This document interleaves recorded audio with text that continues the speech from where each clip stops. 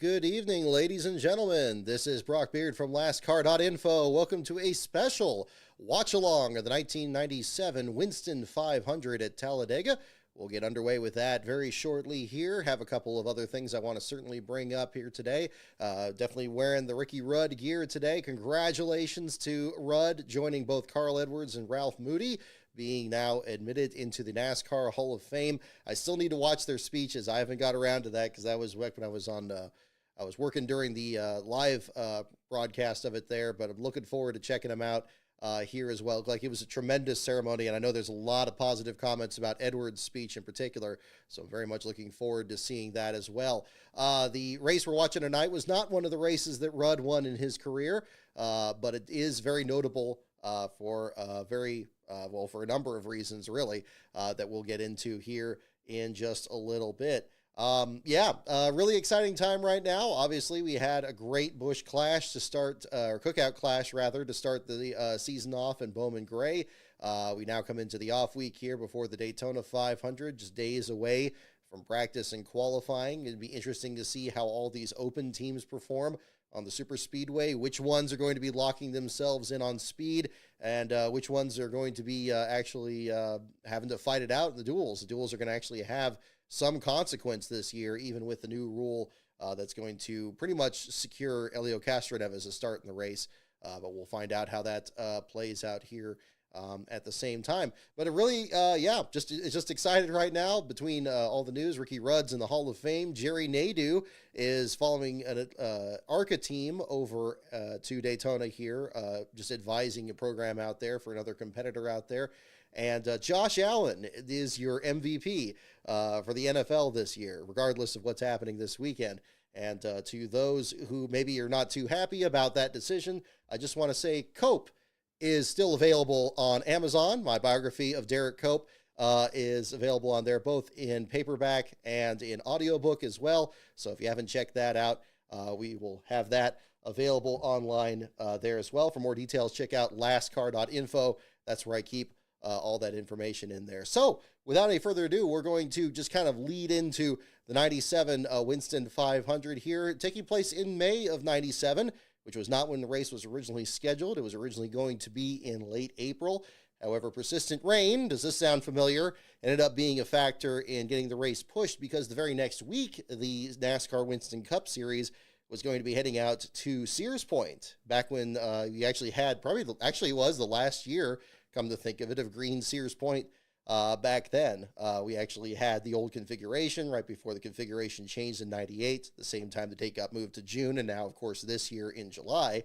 And Mark Martin won that race, ending a losing streak that extended back to 1995. He went winless in 96, but held off Jeff Gordon to win that race. Gordon won the Daytona 500 for the first time in his career that year in 97.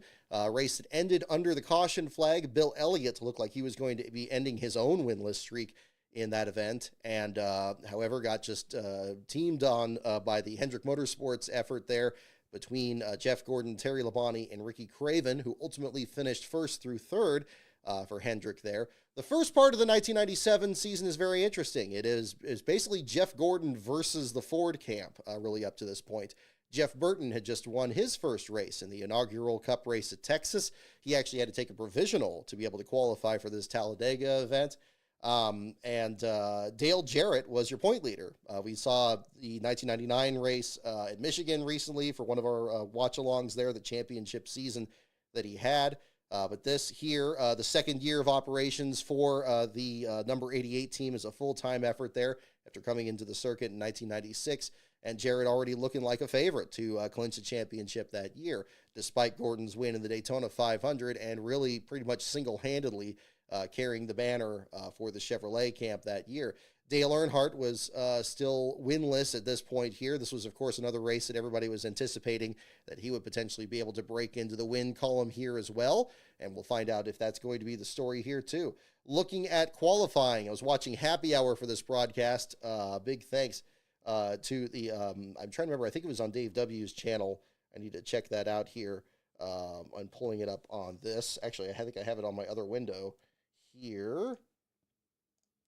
Yes, Dave W. on a channel. Congratulations as well. He just crossed 16,000 subscribers on his channel Very well deserved. If you haven't subscribed to his, definitely recommend it, because moments like this are fantastic to contextualize these race watch-alongs here. But John Andretti was your pole sitter for that race. He won the pole and then had to wait another couple of weeks through the Sears Point race and then coming back east to actually complete the race there before the action in Charlotte that completed the rest of the month there. But Andretti was driving for Cale Yarborough's team, the RCA Ford. Andretti at the time was still winless in the Cup Series and had just traded rides with Jeremy Mayfield. Mayfield went over to the Cranifus team in the number 37 and Andretti in the 98 and was already showing some promise. And this already his second pole position in the Cup Series at the time. And on the outside pole, a very interesting story as well. Bobby Hillin, the 1986 winner at the spring race at Talladega, was there for the Doug Bowell effort, the Jasper Motorsports entry. Hillin already kind of in the waning years of his career. The 77 team was struggling a lot those last couple of years before Robert Presley would ultimately take over that ride. But Hillin really still showing that he knew how to get around the super speedway, and the Doug Bowell effort really having a good effort there at the same time. Dale Earnhardt did start third, Rusty Wallace in fourth, and Mike Skinner, Earnhardt's then rookie teammate, starting in the fifth spot. Questions about who was going to be drafting with who in the lineup. The rest of the top 10, Ken Schrader driving for Andy Petrie, Ernie Irvin for Robert Yates, Bobby Labonte in the Joe Gibbs Racing entry there. This the first year they were with Pontiac, actually, if I remember, in 97.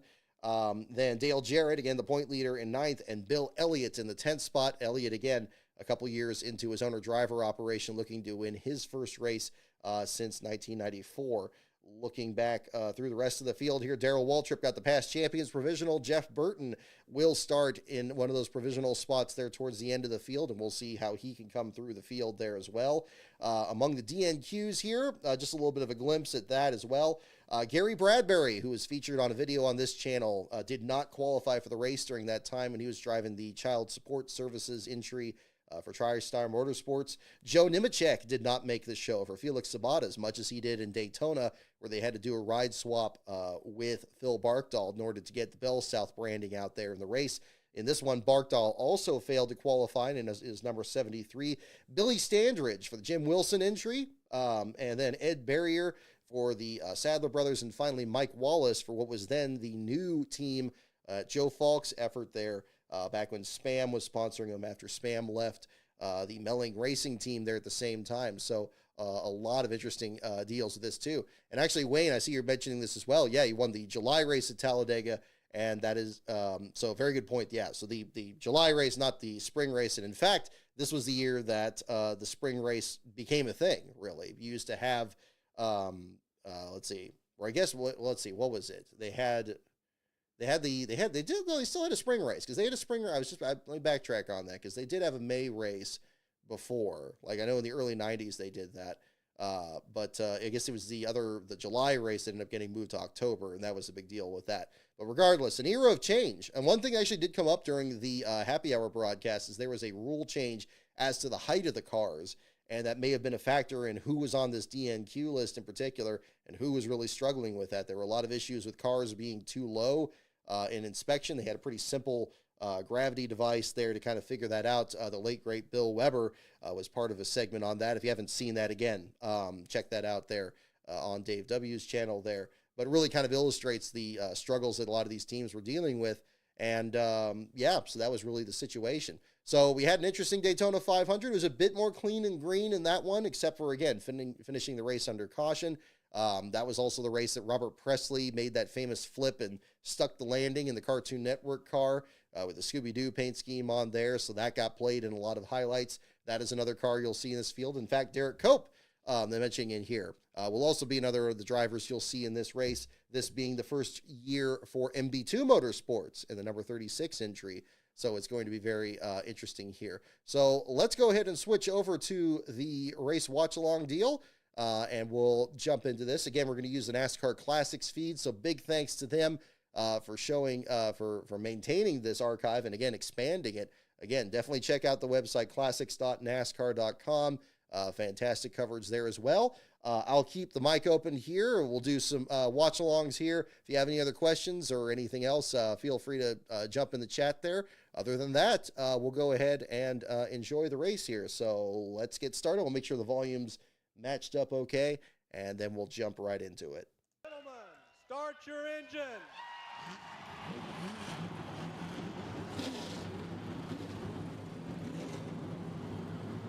After 2 weeks and nearly 6,000 travel miles, the NASCAR Winston Cup cars are about to be unleashed on the longest and fastest stock car speedway. All right, let's see. Here we under go. bright sunny skies and warm temperatures. There we go. Bob Jenkins leading the call here. These 33 cars get set to roll out of sight. Get ready to see a 500-mile fight. You learn very early who your friends are. They're the ones that say, sure, I'll follow your car. While the drivers are dicing out on the track, the crew chiefs are dealing. Hey, let's all pit as a pack.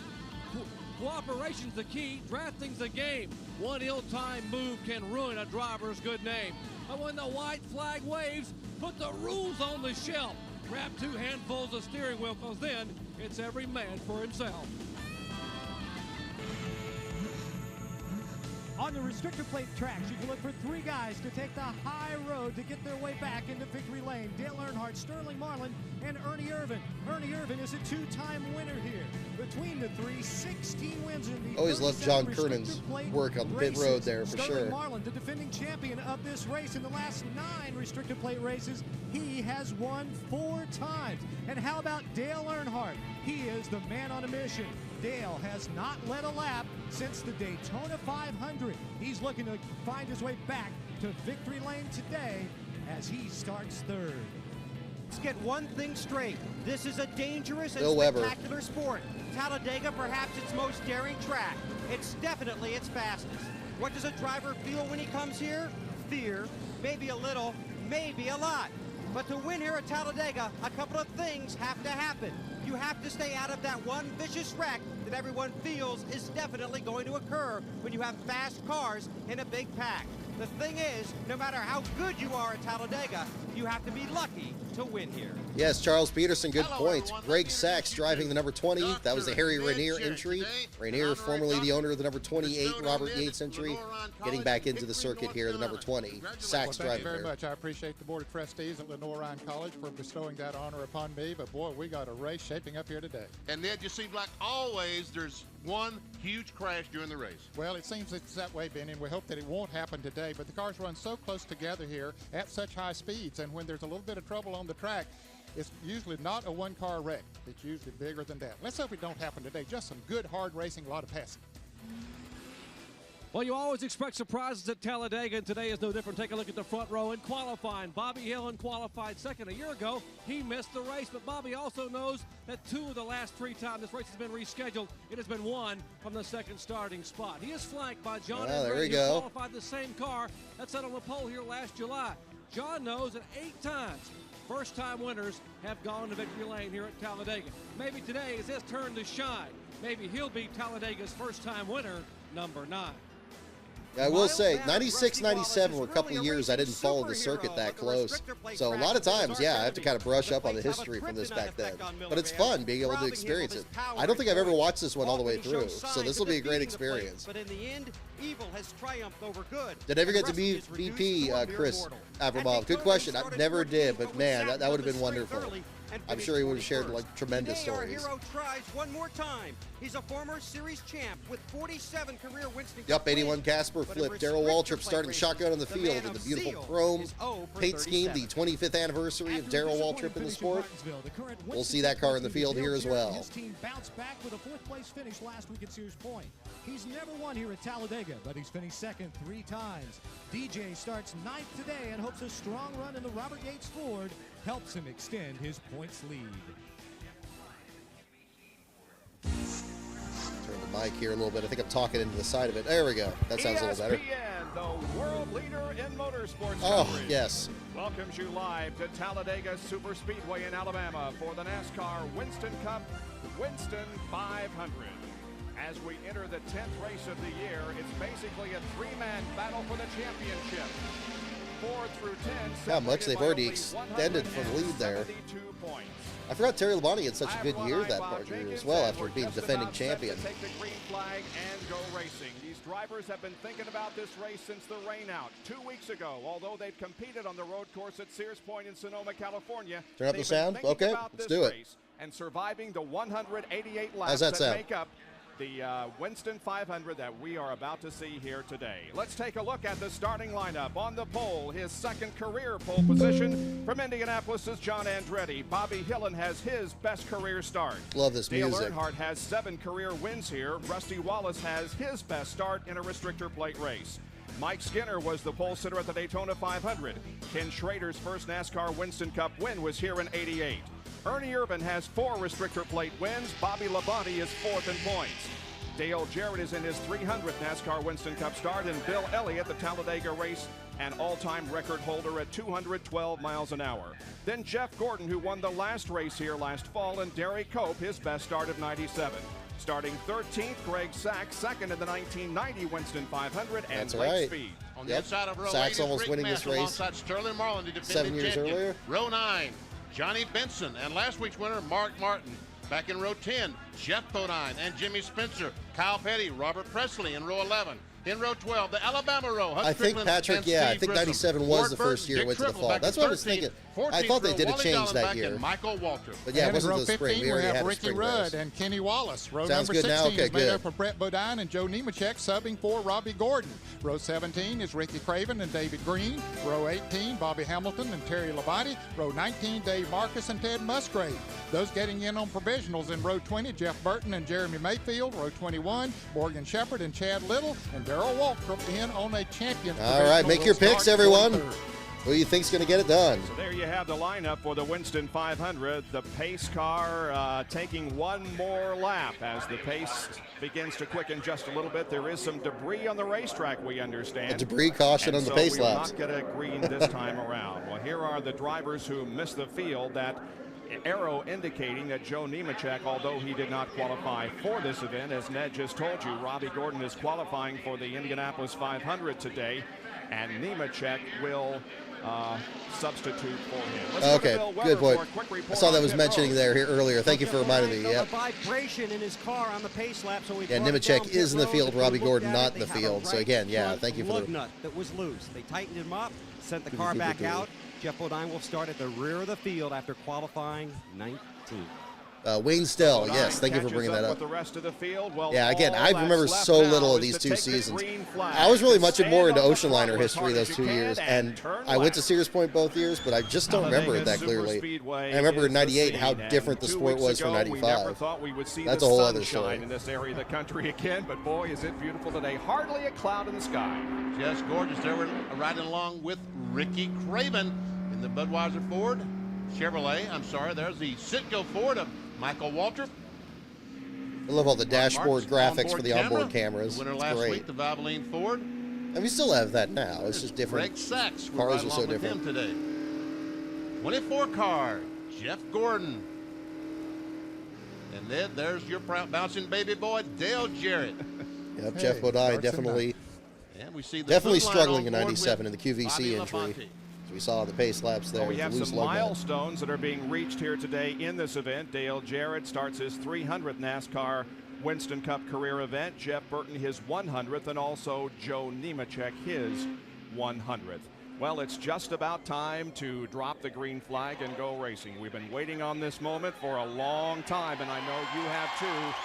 Almost every seat in the grandstand is full as the field comes down through the tri-oval. So Bodine And starting we at the are back set to there go after the racing lug nut issue. 500 miles, 188 See how Bobby Hillin does. The Winston 500 from Talladega Superspeedway is about to begin. John Andretti leads them down from the pole position with Bobby Hillin on the outside. Uh-oh, who's smoking? Oh, that's a Sachs, I think. Greg Sachs' car, a lot of smoke coming from the inside of the car as they get the green Well, it's flag. not good when the onboard camera tattles on you.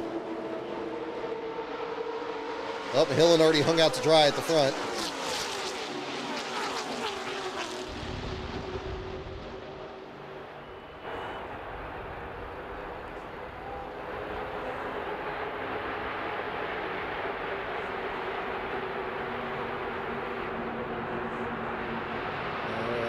No Hillen with no help at all.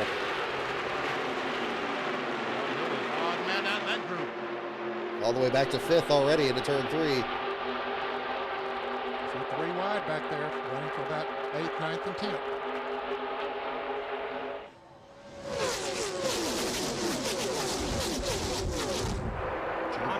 Nemechek and Jeff Bodine side by side at the back of the field. But he has now. The first lap goes to Andretti. Wallace is second, then Earnhardt and Skinner.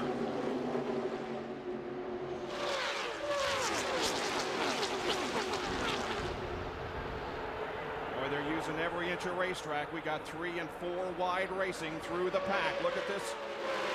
Very tight battle back there. Corner. Whoops, somebody dropping in the bottom of the lane there at the very back. Except maybe Nemechek in the Robbie car. Cannot get back in line. Now we see Sachs' car there at number 20. Appears to be nothing wrong. I don't know what happened to that. All that smoke that came out just as they were getting the green flag. This is bumper cam on his shot. Bill Weber, what's going on? They said they've had a grounding problem in that car all week. They think it's fixed. In fact, they think it just fixed itself. So they're Well, hoping find out on that one. The smoke out of the car, and Greg can continue. Right there behind Jeff Gordon. Top 4 breaking away. Irvin, Jarrett leading both the rest of the pack there, the Yates cars. The rest of the field led by Ernie Irvin, Dale Jarrett, and Bobby Labonte. Then behind them, 2 abreast racing, Ken Schrader and Jeff Gordon are side by side. I think that group figures they're going to have to single out to be able to run that foursome down up in front of them. Got Lake Speed there with very limited sponsorship in the 9 car after losing Spam as a sponsor, and the University of Nebraska deal fell through. This one of the few races they ran that year. They had to scale back from a full-time effort.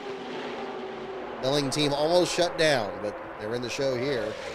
And we're also in the 500. Marlin, the 4 car, who was awfully fast in practice yesterday afternoon, the 1 hour practice these cars had, so maybe the 4 and 24 can get hooked up.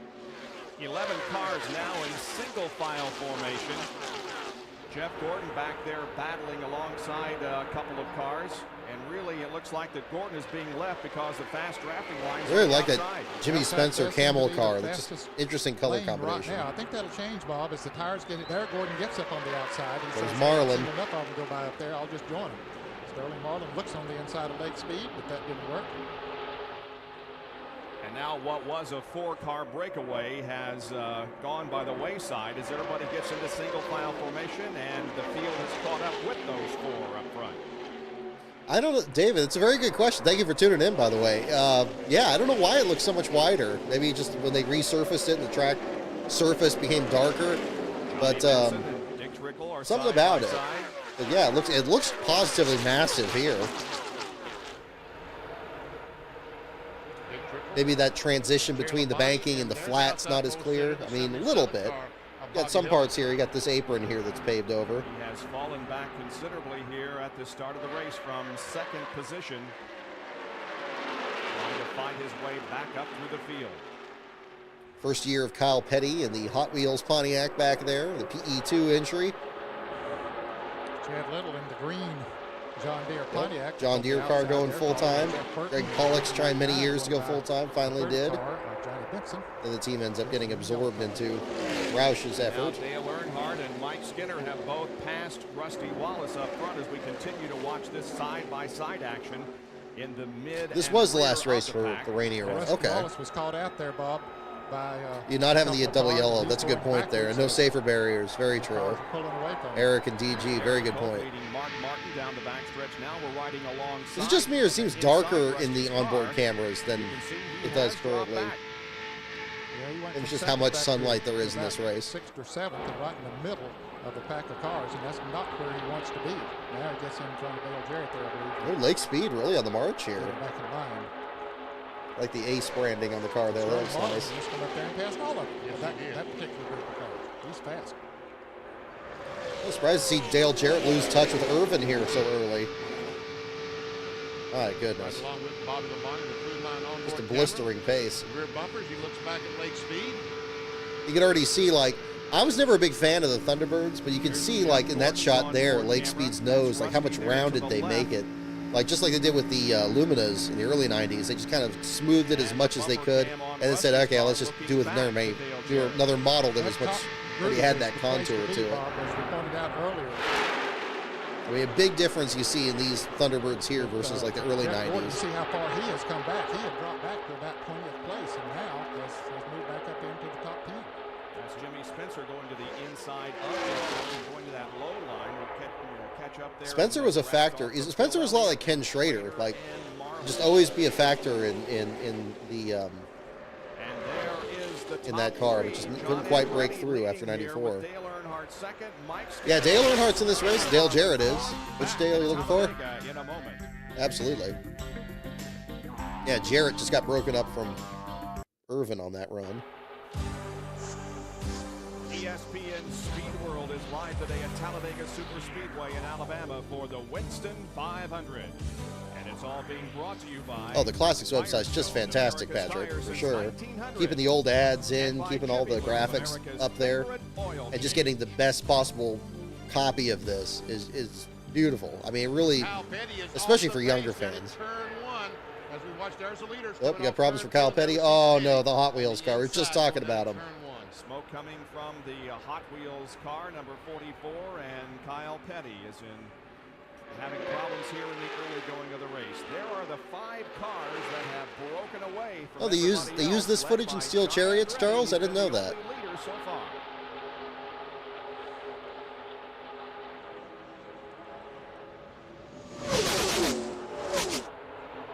Look up some stats here. I'll make sure it pulls up on the right screen. Awfully fast. Ned Jarrett said it earlier. Let me re-emphasize, that car is fast today. Dale Jarrett and Lake Speed running side by side down through the trioval. Am I excited Casey Kane is coming back? Absolutely, Desert Fox. That'll definitely be one of the stories to follow when we cover Rockingham here in a couple months. That'll be the start of our 2025 trackside effort. 3 abreast again down the straightaway. Boy, Rusty has cleaned that inside. He just his car has worked better. 7. Pull up the stats here in the meantime. And Bill Weber, what happened to Kyle Petty? Talk to crew chief Bobby Kennedy. Engine failure. Kyle Petty will go back to the garage. He's out of the Winston 500. They are very depressed. His first NASCAR Winston Cup start here was in... Does not look like Kyle Petty was your last place finisher according to these results here. You double check that on my end. He will not get another one here today. But either way, a major setback for Kyle Petty. They turn about 7,000 RPMs, which is not a great deal of RPM, so they're not going to drop valves and break stuff like that. But burning the piston is always a problem at a restricted plate racetrack. Oop. I like the fastest lap award. I think that's wonderful. I think it's a step closer to... It's something that can be tracked through the race. Like somebody else is fastest, they could jump in and be like, oh, this person's got the point, and then somebody else could take it away. It's actually kind of even better than, I mean, I love the laps led and most laps led. I think that should come back too. But having it be something that hopefully gets tracked through the race. I hope they do it that way and don't just sit on their thumbs and wait, just like, okay, they'll say like, oh, at the end of the race, yeah, by the way, this guy was fastest. I hope they track it through the event. That would be fantastic. That'd be, I mean, things can only be so good, but we should have the technology. Mark Martin, Jeff Gordon dives to the inside underneath the 36 car of Derek Cope. That's Cope on the outside, the Skittles car. And here goes Gordon making it 3 abreast. Got a great run off the corner and tries to get by Mark Martin, but there's no one there to help him. Nobody to help him, but he's now Bobby Labonte comes up there behind him. Well, he did have a run off that corner to be able to pull down there by himself and get that far. Wow, Yeah, Kyle Petty was not your last place finisher for this race, so stay tuned. We still got to have that settled. We see Sachs in the 20 car, the Hardy's car. Yep, Charles, you're right. Yep, got to wait a few more laps to see what happens there. And that means we have a breakaway right now. 3 cars are breaking away from everybody Saw else. the Buzz McCall, the Caterpillar car back in the back there. Catch back up to him, Bob. It's amazing to see the field get strung out on a super speedway, but certainly before the repave and with these cars, you still had that. I don't know what might happen. I may have to back off the accelerator. And if I do, then we got problems. Big run that Sachs has on Cope here. 20 car really closing it right on the back Big time. Of the 36. All the dirt over the track there from the crossover gate. Trying to lead this group up front. And you can see how everybody is now beginning to get sorted out a bit. No longer 3 abreast racing, but rather they settle in, hopefully lined up in a single file so that they can catch back up to those. Yeah, 96 car was still a full-time effort. I think they stayed even through 98. Yeah, they struggled a lot, and that team just didn't hold together. And then the Caterpillar sponsor left to go to Ward Burton's effort after that. 96 and certainly 97 were really interesting years in terms of startup teams coming up, and so many of them coming in. And this is definitely, you really see the sponsor layout really changing here. You have a lot of the legacy ones. You got your Valvoline, your Camel cigarettes, and so forth. But then, yeah, you got the much newer ones. Caterpillar was one of the newer ones back then. Bobby Labonte does also. So now the 1 and 2 group has become Yep, one. 2 big groups separated out. Right there. At least. Saying 3 groups, it sounds like. He started 36th. He's currently running 11th spot. Well, we knew it wouldn't take him very long to get up. I love how many cars we're seeing in all these shots, too. It's great. Big Speed working his way up there again. Great car. Great run. Jeff Burton coming from the back of the field. He's now getting in the mix. Andretti still setting the pace here. Let's see, got those Childress guys. They're locked onto the bumpers. But Mark Martin's on the march. Martin after winning Sears Point. At Sears Point Raceway in California, Mark is bringing along Jeff Gordon and Jimmy Spencer. Now, Bobby, seems that inside line might be starting to work a little bit for him. You see that group there went on by Sterling Marlin down on the inside. Before it was the outside lane going by. 97's the year he got in, Reg LeBlanc. Awesome. Hopefully this brings back some good memories as well. Closing up and battling side by side. Yeah, Ward Burton's car. I liked it on the old Pontiac, but the new one's not bad. 97, 98, so that car looked pretty slick. Mark Martin up there. Look at that, yeah. I mean, the silver bar on there, having that be a lot taller, make it look different from Earnhardt's car. It's not bad. I don't know. I was just never a big fan of the newer Pontiac, the 96 to 2002 one. I like the one before and the one that came after, but that's fine. There's always some cosmetic changes, obviously, as the technology changes, new models come in. Oh, and Martin now really coming. He's going to split up Skinner from Earnhardt. Gordon, Spencer, Bobby Labonte, Lake Speed up there. Earnhardt's time to go. Get under Andretti. Earnhardt wants to lead this race. He has not led since lap 49 of the Daytona 500. He will not get credit for leading that race because Andretti was in front as they crossed the line, but now... See if Earnhardt gets back to the stripe before they catch him. Dale Earnhardt has taken the lead. Mark Martin's looking really, really fast. And they're beginning to get a little racy again. And so is Ward Burton. My goodness, the Burton brothers linked up. And there comes the Donlevy car. Just because Earnhardt made the pass. Dick Trickle, right? 97. I keep wanting to think Mike Wallace because I remember him running it, but I think it was Trickle by 97. It was Trickle in 98. Skinner getting under Andretti for second. Trying to keep those 2 cars linked together. So you know what their strategy was. There he is. Since lap 49 of the first race of the year back in February. Big response from the crowd. Of the last 15 races here at Talladega. Yeah, they're trying to shuffle out Andretti, but Martin caught him. That's going to keep him right up there, battling Ward Burton. Jarrett, he doesn't seem to be running very well. Yeah, where is Bob, with Jarrett? Not good news for the current Winston Cup point leader. Todd Parrott told me a moment ago they think they have lost a cylinder. They're on 7 cylinders. They won't know if they can come in and race. He did kind of ease back at the pack. DJ says the car not coming up to speed, not getting the RPMs, and apparently there is a miss. Morgan Shepherd, Richard Jackson team had a great run in Atlanta. Last race on the oval track. Leader having a tough day early here. It's Earnhardt, Skinner, Andretti, Martin, and Spencer in the Winston 500. That's right. Yeah, a lot of rockin' racing. The Dick Trickle commercial there for the Napa 500.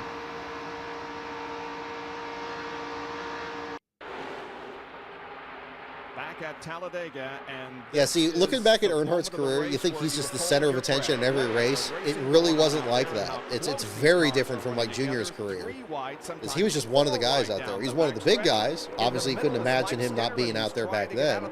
But all these other guys are right in the mix. Good job, Dallenbach, getting up there, shaking out Skinner. not the place to be if you're The 46 team really struggled those first couple of years, 97 and especially 98. They were terrible out there. You're right, Skinner's in the middle. Can't get out. But, ooh, Dallenbach just all about lost control. That could have been really bad. But he reels it in, still racing Skinner. They're still side by Ooh, side. he's, boy, oh boy. Wow. It's a good thing 75 backed off. Yeah. Oh my goodness. Going for that hole, and Rick Mast wisely in the 75 backed off and let Skinner in. Dallenbach is just hanging on. All of this at more than 190 miles Unreal. an hour.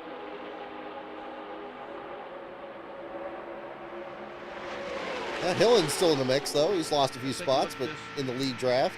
We'll see Michael Walker right along with him. As he come by the start-finish line one more time. This is going to be exciting. We're going to be covering the spring Talladega race this year after we go to Rockingham. I cannot wait. Never covered a super speedway, and that would be fantastic. Well, it's been both so far. The high lane was the fastest earlier, and most recently it's been the low line. So take your pick. And we talked about the three Two different by groups two. a moment ago. From Well, about that's third all on back, one group. Marlin looking Everyone under has caught Andretti. up. Andretti There's going to only chase one him or two down. Look at Andretti take almost Sterling Marlin to the grass. Ooh, that's going to open the door for Spencer to try to get in there, and he's on Ward. The hole closed up, Yikes. and gets in behind Andretti, so Yikes. it'll work out okay for him. There's going to be a lot of close calls in this one. Now he gets back out in line. That's good to see, man. We saw the field get so strung out, but they bunched back up real good.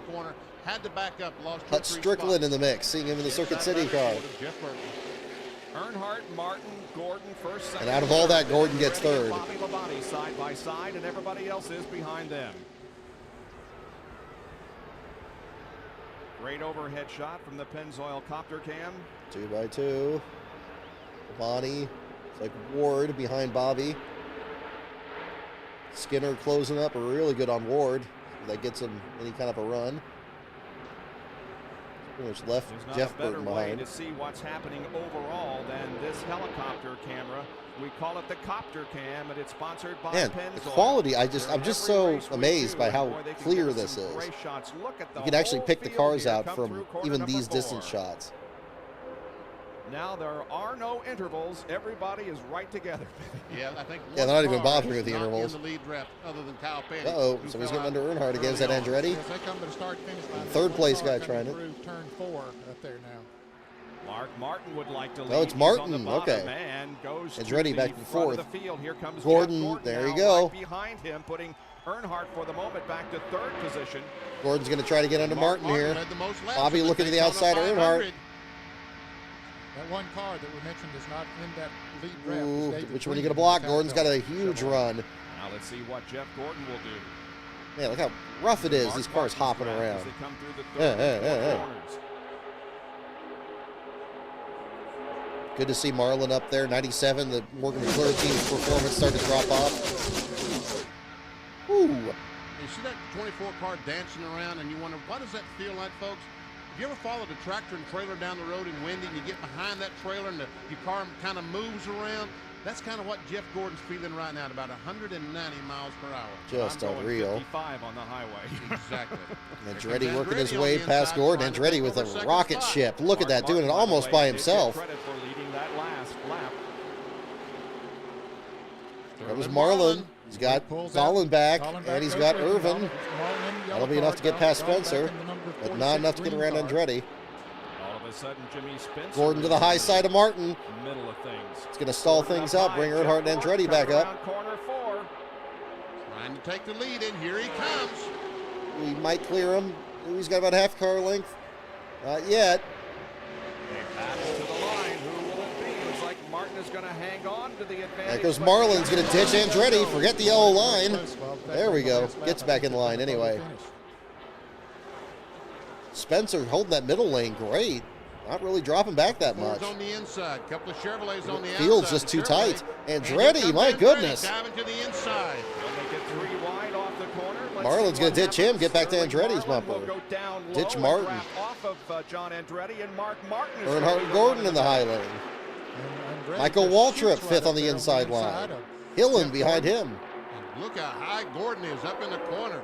He pulled Mark Martin's lead the last lap. Now Yeah, it's Martin's back not staying up there as well as and Spencer Gordon did. Spencer not dropping back. It's a little consolation that Jimmy Spencer is coming up. Oh, look there how massive these lines are. That's pretty much the whole field. Except Kyle Petty's still in the garage. Middle there and draft back to the front. Mark's going to try to find an opening somewhere, and I believe he's got it there in front of his team. Oh, that's a great camera, too. Again, it was too How big close that to screen call at is. the line. I don't know whether John Andretti led the lap or Jeff Gordon. This is a great choice. Big thanks to those of you in the Patreon for voting for this one. We had a lot of good candidates. We had about a dozen, most of them in mid-90s super speedway races and Dover races. On the inside. But this was the winner by a clear margin. 4 in the 98. The 2 very fast cars on the outside. Just had Strickland coming up, making it 3 deep. There's Ricky Rudd in the Tide machine. Yeah, you got the Tide Ride getting in the mix. Yeah, he sure is. Rudd definitely not known for his super speedway prowess. Circumstances. Bill Elliott there. We see the Kodiak car. Steve Grissom, outside pole sitter of the 500. There you go. Spencer now dropping back. Can't get in line there with Strickland. He was out front by about a half a car length. Look at the crowd. It looks like they're absolutely piled in, like right up to the fence. And with racing like this, who can blame them? Jeff Gordon going for a bonus of $100,000 today. This is a Great race job by of course that Dallenbach, wins still the hanging million. in there, third on the If he can inside win line. 3 of them, he wins $1 million. John Andretti, when he goes up close to these guys, he's trying to make both those cars block the air rather than one. He's trying to make both cars. There you go. Yep.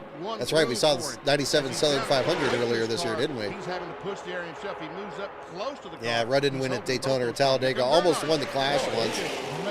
Then had that flip in 2000. Inside and takes the lead. That was the thing. I grew up in Rudd, pulling for Rudd along with Jerry Nadeau. Last Pro kind of went for Sterling Marlin. He was more the super speedway guy. That was for sure. That's back when drivers seemed to have specialties. Nowadays, you really don't have that. I guess you can't have that these days. We have completed 31 laps. It's been clean, but it's also been extremely exciting. The all-time record for lead changes came in 1984 here at Talladega, 75. Let's see how many lead changes we get in this one. Here at Talladega, 34 laps. Oh, Auto Rock and Racing. Good point. Yeah, it's good you mentioned that. They did show like some of the fencing was really shiny. Some of the onboards before the start, it was pretty shiny at other parts of the track too. The steering wheel, see very little effort. He's not working that wheel back and forth. And we see he's in the straightaway. Now he turns in the tri-oval section of the racetrack. 18-degree banking. Oh, I didn't know the RCA dogs had names, Wayne Stell. That's cool. Goes down to turn 1. No, that seemed to be pretty popular back then. Turn it a little bit more to get through Nice paint scheme, very aggressive then he looking. Through the tri-oval. There he hits a bump, and the wheel moves back and forth just a little bit. Great shot from the Quaker State onboard camera. There you can see he is in 5th position as he goes down the backstretch, and Ward Burton has caught up to him in the MBNA Pontiac. See him glance up into the mirror to see what the man behind him is doing. 7 cars there in that lead. Yeah, definitely a more exposed roll cage for sure. Bean Boy 89, absolutely. Good question, Patrick Glenn. Yeah, I really became more of a fan in 91. I started watching races that year. 93 is probably the first Daytona 500 I remember watching. But again, 96, 97, I didn't follow the sport as closely and got back into it again in 98. And really since then, I've been watching it more week to week. That was close, but you would have never. And it took even longer before I actually kind of watched all 3 series with a lot of regularity. But the great thing about that is, again, watching races like this, haven't watched all the way through. It's new to me too, which is fantastic. But yeah, really, yeah, definitely was more of the Days of Thunder group. And that movie came out in 90. I remember watching that in 91 and getting into it from there. Being very patient. Bobby Hillen in 77. I'll tell you what, you're going to have to be patient before this day is over. You cannot use everything up. Very impressed with Dallenbach in this. He's right there. Once again, we're giving you 3 different groups of cars. Nice silver sheen that goes with the back in line. Jerry Punch has more on First Bobby Union Dillon. Machine, First Union, At the start of longtime race, sponsor of Bobby the Dillon Spring got Race shuffled Wilkes on the Pro. draft. You saw how quickly that can happen here at Talladega, back to about 27 starting spot. But Bobby had an agreement. They were actually talked with Brad Parrott prior to the race, and he was going to try to hook up with Dale Six-car Jarrett and breakaway in draft front. together early in the early left. But DJ ended up losing the cylinder, so his drafting partner was falling back, as was Bobby, so he had no help for a while. Now he's managed to find some friends and draft back toward the front. Oh, that's interesting. No wonder he dropped back. Yeah, if Jarrett had problems for the start, that's going to keep Hillman out of the mix. We watch from Mark Martin's car. He's going to have to pick up wherever he can. Somebody to come with him. Here's Sterling Marlin making a move up front. All alone down on the inside. Let's see if he We're can a make Runt it Pittman happen. engine there for Awfully hard ground the to Marlin plow down machine. there by yourself, I'll tell you that. But we have seen that race car in the past do that. Look at Oh, Did he that get a was run close. on? Wow. My goodness. And Earnhardt, There. it I don't seemed think- like all of a sudden saw him and said, Well, you got the quarter panel. You got the rear bumper. Try to side draft him. Oh, my goodness. Now Earnhardt's got the great run. Absolutely bold move. But does Earnhardt have anybody to help him? He's trying to get back He's to the trying inside. that bumper shot there again. Already It's up really there, the helping only him. forward in that group up front.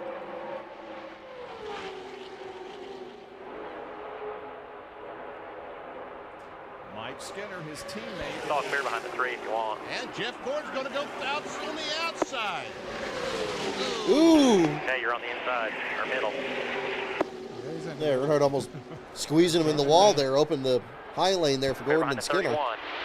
Clear behind the 31. Dallenbach right there, third on the inside line. Andretti's so good in the middle. My goodness. Engine man Tony Culla talking to That 98 is just John Andretti. just insane. Can't see back there. Look at Marlin come. Here we go. Marlin once again. And Ooh, look looked at like there might have been Bobby contact Dallenbach. between He always runs Andretti good and Skinner on, there. in Talladega. Both kind of went wide a little bit. Down on the apron that time. Earnhardt and Gordon going back and forth, trying to figure out. Trying to make it sound like there was a Gordon Earnhardt rivalry. By this point, it was over. There was a winner, and it was Gordon. Absolutely. Undeniably. And those three groups of cars I was talking about a moment ago. Back in one group. Again, they are Especially now that he's a side by champion side, just like and a lap Daytona one, 500 winner at a except time that this is Earnhardt lap still hadn't won 40. the 500. These are different players up front. Yeah. Kerry Irvin back about 12th spot in the middle. Now he's has a spot. Oh, Wayne, okay, there you go. Start watching 95. That's a fun year, too. Continue to slide Very it good out season. up front. John Andretti tucked right in behind Jeff Gordon. Boy, oh boy, fans must be loving it here. You got two of the most popular drivers in the sport battling for it up front. But then you got Andretti and Marlin. Oh, Marlin's got a run. Here we go. Marlin again goes to the It's inside, got and look at the Dallenbach, line Bobby forming Labonte, behind Michael him. Look at Waltrip. that, Dale Earnhardt out. Back he goes. See if he gets with Skinner. Can't do it. Ward Burton's there. They slow down about a half a second to Nope, lap now he does. when they get side by Nope, side. nope. Like Just stuck in the middle now. They were running about 50 flat. That time was about Maybe he 50 can flat. draw a draft off him. So Earnhardt from Skinner goes first low, back though. to about 7th or 8th. Jeff Burton up there now. Haven't seen much of him since he lost touch with Ward. Sterling Marlin looks like trying to go into second position as Mike Skinner is with him. I can see Ricky Rudd up there behind Strickland on the inside. This is cinema about through. Yep, very good point. Up there and got in line there in front of Blake Burton. Here comes Sterling Marlin for the lead. There goes Marlin. Jerry Punch has a report from And there the goes pit area. Andretti. We have just heard from at least 3 or 4 different drivers reporting to their crew chiefs, which So is you're now about to get gone. lapped Some of the here. NASCAR officials reporting oil on their windshield. We're talking about 3 or 4 cars in the front, 10 or 12, and have said they do have some oil on their windshield, and they have no idea who it's coming from. Looks like it's Gordon dropping back Meanwhile, here. Sterling Marlin has taken the lead, and Jeff Gordon is the one getting shuffled back. We're Look at the riding with traffic him, here. and My he gets goodness. Back to 7th or 8th again. So it's anybody's race. Yeah, there's We're a car they're closing catching in on there. the time I don't know if when Kyle everybody Petty should came be out or coming somebody in else for a lost pit touch. stop. We'll take a break and be back. Maybe the with Buzz more McCall live car. coverage from Talladega, Look at that, 42 Alabama. laps in the book already.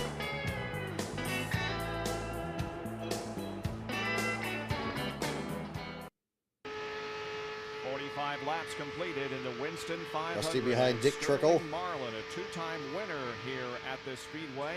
He won this race in 96 and the summer race in 1995. He is the leader.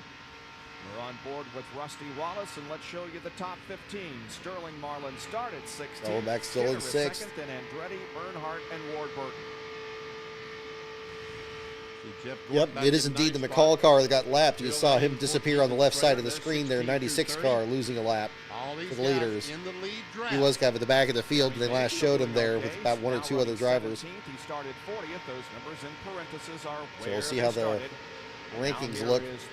There you go, Green a lap down, 42nd. DW next one to be caught, and the Cartoon Network car in 40th. And David Green just got lapped here in the tryover. Yeah, Petty not out of the race yet, still listed as off. So we'll see. We get the It's Alive graphics set up here. Hope you guys enjoyed the graphics for the Clash. I just premiered them there, where it made a slight change to it, where now we have ones for each of the car numbers. So it'll make it much easier to follow at a glimpse on your social media feed. So I'm hoping that that's going to make things better this year. And for cars and the trucks. Looking closely at the 46 car of Dallenbach to see if it's coming from his. Dallenbach's leaking fluid. I don't know if the TV panel looks dark. It's hard to tell with the shadows and so forth. It looks pretty clean. They cannot tell if Dallenbach is the one guilty of losing. Usually you get like, but when he comes in for a pit stop, they will check the car. And usually it looks dirty or kind of like a black rear bumper there, kind of like Earnhardt's car looked. Junior's. Oh wow, this David Green, or excuse me, yeah, David Green. They're losing another lap. Bill Elliott, Ricky Rudd. Well, we have a report that Bill Elliott might come into the pits this time. It's getting close to pit stop time. They'll be completing the 48th lap. Looking for green flag stops again. Adam, yes, indeed. Looking to do in our Daytona 500 starting grid next week. Still working on the format for that, so we'll find out how that goes. Bill Elliott, the first car to pull out the lead draft, and no one comes with him. And next episode of 500 Days is going to be coming out next Monday 65 on the, miles an hour. They YouTube wanted channel. to hang about 2 more laps when we're going to see wholesale pit stops around lap 50, but Elliott on the fuel mileage situation could not afford to wait and run out of gas. Here's the McDonald's Ford Thunderbird. They will change Drive-through only crew 2 right side work tires. here. Green flag pit stop, Talladega, the tire wear not a factor. Only right sides for Elliott. Trying to get it full of fuel. Right front, right rear. Oh, slow stop on the right rear. He is down and away. Or maybe just to get fuel there. Seemed like a long one. And it's going to be tough for him to stay on the lead lap. Yes, it will, but the others will be coming in, Bob, here pretty shortly. Let's see if they're coming in this time. Nope. The leaders aren't, at least. Nope. Top 6. Top 12 stay out. So Bill Elliott is going to be on his own. Oh, here comes somebody. Here comes Dick Trickle, Benson. 4, 3, 2, 1. That's good. That's good. John Evening, Carter, everyone. Dick Trickle. Thank you for tuning in to Tires Just Gas. Momentarily stalled, but as soon as the first can of fuel went in, he Kyle, I have back not up read the Bill engine. Elliott's He's running. biography. They were gonna That sounds make a good. Chassis adjustment in the right rear. Only 2 tires. Let's go to I Bill need Weber. to add some more books to my stack. I just recently picked up the And he's away. 2 tires for what was Benson it? on the right side. He's away. Perry Wasn't McCarthy happy with his book car there about yesterday. Andrea Made some big Motta in changes Formula this 1. I morning, picked that up but, recently. So far, it hasn't turned out as planned for Johnny I Benson. did hear that Ed Hinton passed away, Patrick. Yeah, rest in peace to him. They're a great beat reporter for many years. A lot of his articles, actually, I pull up in the 500 Days and some of these other ones. I don't know if I have any of his in the next episode, but we'll tune in on that for sure. But I believe he worked for the Sentinel, if I remember correctly. So he was very much, if that was the case, he was very much ground zero for a lot of the stories there of the safety controversies 2000, 2001. I believe that was the case. I'd have to look that up. Helen, who qualified second after being shuffled out of the lead draft. He had worked his way back into the top 15. Right side tires, they cleaned And the Dick Trickle windshield. back in for another pack of As you Marlboros, watch exactly. these cars go by, here is Jeremy Mayfield down and away. A number of cars pitting. Next time by, we should see the leaders come on the pit road, including Jeff Gordon and a whole slew of cars coming down for what should be a 2-tire chain. Well, a whole slew of cars Gerard are right Presley, now the trying to Cartoon get Network out of the entry. pit area, and they have Trailing the pack there behind Kenny Wallace, the Fillmore entry. Bobby Hillin among those last out. Now the field's really going to be scattered up there, staying under green Now this Jimmy long. Spencer has come in for his stop. Oh, I didn't notice Spencer had the headlight decals on the car. Look at that. You can see the difference between that and Rick Mast's Remington car ahead of him. Pushing back just a little bit. Headlight decals starting to kind of come in. The Chevy teams really had them by this point. They had outline decals 95 and into late 96. Most everyone changing right side tires. And the Pontiacs had them really since 96. The Ford's kind of late to the party on that.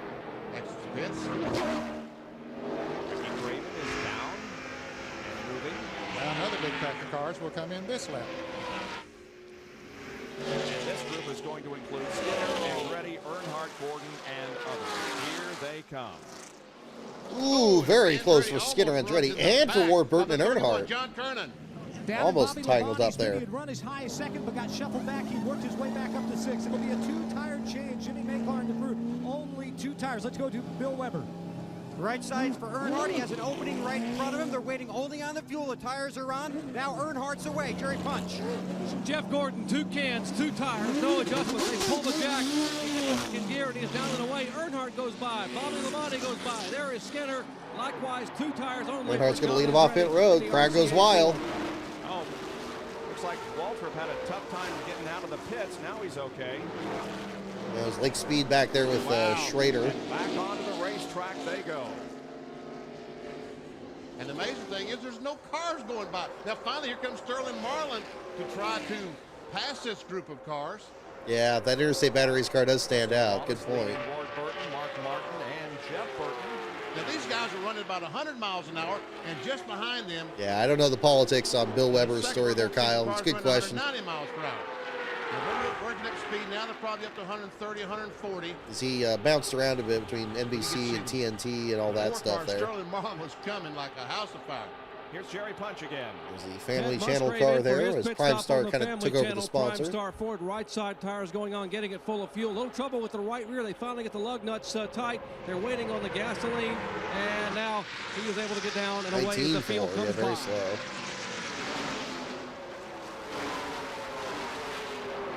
Yeah, Death Killer. Yeah, the pit reporters talking over each other. Family Prime Star machine. Jeff There's Gordon Gordon driving. After all that, there's the leader of the race. And look, it's right back to Andretti catching up to these Chevys. Coming in for a stop. Remember, he had a problem at the beginning of the race. It's too bad Bodine struggled in this scheme. And It's now a really Jeff Bodine nice, is back clean-looking in for paint right side job. tires. They will make a wedge adjustment on the right rear. Fuel going in, and they're waiting now on the fuel only, waiting to top off the tanks. Jeff had to pit on the pace lap to tighten the right front lug nuts. Now he's returned to the race. And the QVC Ford makes his way back onto the racetrack. Meanwhile, here come those who have. Oh, very cool. No tires, just gas. Little fire suit for go-karting. Very nice. We'll take a break and be right back for more in Talladega. Oh, it sounds cool. I've thought of doing like a fire suit for my trackside thing. That would just be hilarious. Coverage of the Winston 500 from Talladega. Like I've kind of leaned to do more like the NASCAR scene thing where they had like their own uniform with like the pants with the checkered flag pattern on them and like the button-up shirts and stuff. Like that'd be really cool. Yeah, Rusty Wallace had to. But I got something pretty good right now. I really like the utility vest I use. It's just perfect because I got so much stuff I'm carrying, and if I can avoid carrying my backpack, I try to do that. 8 cars running in the lead draft, then a bit of an interval back to this group led by Jeff Burton, and again Jimmy Spencer finds himself in yeah, the need to do a fire suit with like the last car logo on it there. Just make it simple. They wouldn't really need the hat and the lanyard at that point. Probably just make it simpler to do that. Do the Power Ranger matte look, kind of that thing. That would be sick. I am going to be running, covering the Truck Series race on Halloween. I'm wondering how many people are going to show up in costume for that. That's going to be fun. That'll be like much more, it sounds more like what Darlington was like last time we were there, and they had everybody wearing retro gear. What was the situation on the 88? He seems to be running a little better. Well, Bob, maybe a little bit better, but because that was a green flag pit stop, they didn't have a chance to Rusty look gets under to the top hood, see what 4. the problem is. I just talked to Steve Allen. He said if we get a caution flag, Doc, here's what we're going to do. We're going to come down pit road, raise the hood, take a crayon, and we're going to mark each header pipe. And whichever pipe the crayon mark doesn't melt on, that's the one the cylinder isn't firing. We'll take that plug out. Hopefully it's just a fouled plug on the start of the race. If that doesn't fix it, then we're going to change the carburetor. That's all we can do is hope and pray, but we got to get That's an interesting way to figure out which cylinder's dead. Is that something that's been going Fascinating. on for a few years? Well, they spray water on the exhaust or put crayon on it. The cold one is the one that's not working. Right. Yeah, Well, that makes sense. It's great. I wonder if they do that now. I mean, I know it's a different system with the cars and fuel injection and stuff, but you still have dead cylinders. Dale Jarrett, and with his problems, I had him the last time. I got him right now, and he ran a 49.64. The last time was 49.16. However, he's in a heavy draft back there coming up on cars, but doesn't seem to be affecting him that much right now. We talked about the 46 car, Wally Dallenbach, and might be losing Leaders fluid. breaking away NASCAR from everybody checked here. his fit and found no evidence of any oil. Yeah, it didn't seem like Dallenbach was dropping fluid. The car seemed pretty clean. On a paint scheme like that, especially with like the black and the silver, it'd be really obvious that was getting to look really dirty. So I don't know who's leaking fluid. Somebody is. Wins, and 7 of them have been here. He's won this event. Kyle Petty's still off the track apparently. He's won the summer race 5 times. Well, he loves his. I like this old field summary where you have, Last time he was here, you know, have that go by slowly while the field is going by quickly. Late in the afternoon, he would like to forget all that by winning here this Wesley's afternoon. still back in the field there. Cartoon Network cars, Sachs. I don't know if he's still smoking, but he's back in the back. One car not on the lead lap. That's David Green, and Kyle Petty remains. So Green's still the one lap down after racetrack, his but stop. not Not everybody else is declared out pitting. the race officially. But no longer do we have them all running in one pack, Bob. They've broken And the up truck those and pit bike. stops. They Yeah, get a normally thing of do. Green crayons. flag pit stops will I break love them it. up. You have 7 cars that are out front, pulling away a little bit now from another pack of cars that has. I know 7 tires just cars. gas. I appreciate it. Appreciate being on duty. Dale Earnhardt not only has 7 wins, he has 18 top 5s, 22 top 10s, and 1,148 laps led at here at Talladega, and he is adding to that laps led statistic at this moment.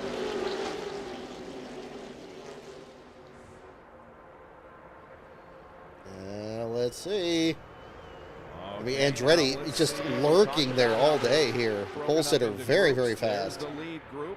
As well he should be. Second group about to catch him. Yeah, there's A lot of Fords in that one, a couple Pontiacs. Also in the second group. Ward Burton and Jeff Burton lead that group into turn number 3. Jeremy Mayfield also right there, along with Need Lamonti. some water Now, here. Benny, that's a good situation. If you got a brother there to draft with, you sort of trust him. Yeah, if there's anybody in your trust, it would be your brother. Now, here's the big group of cars. The third group is the big group. There must be 15, 20 cars in that group. Just to have him green this long is already unusual. Dick Trickle. Reminds me of that 500 we had where Matt DiBenedetto was in the 95 car and they were catching lap traffic and having to weave through it. That was so exciting. I wish there wasn't a caution during that because it was going to be so interesting to see these guys knife their way through the field and still try to maintain position. Absolutely exhilarating. But he's running very well. In Daytona, I think Jeremy had a top 10 finish in the Kmart car.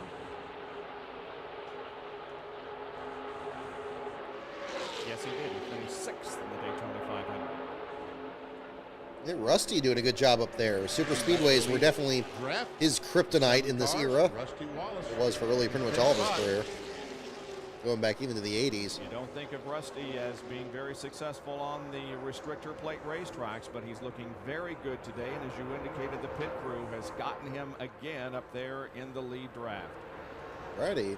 I didn't even look at how many people we got in here. 94. Thank you so much, everyone, for tuning in. Hope everybody's enjoying it. Jeff Gordon right along with him, the 1-800 Marrow 2. You know, Hendrick Motorsports, the guys at the race shop had a donor drive about a month ago, and I saw them yesterday. They are so excited they found a potential match for someone, not Rick Hendrick, but for someone with leukemia, a potential match at Hendrick Motorsports. They are pumped up about that. That is great. Here's Bill There we Weber. go.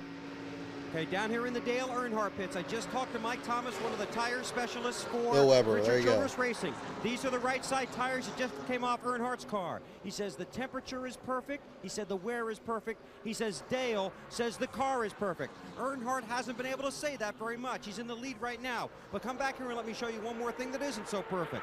The paint that says Goodyear on this right side tires. It's made contact somewhere at about 190 miles an hour. Wow. It's a good thing you got that one off, Bill.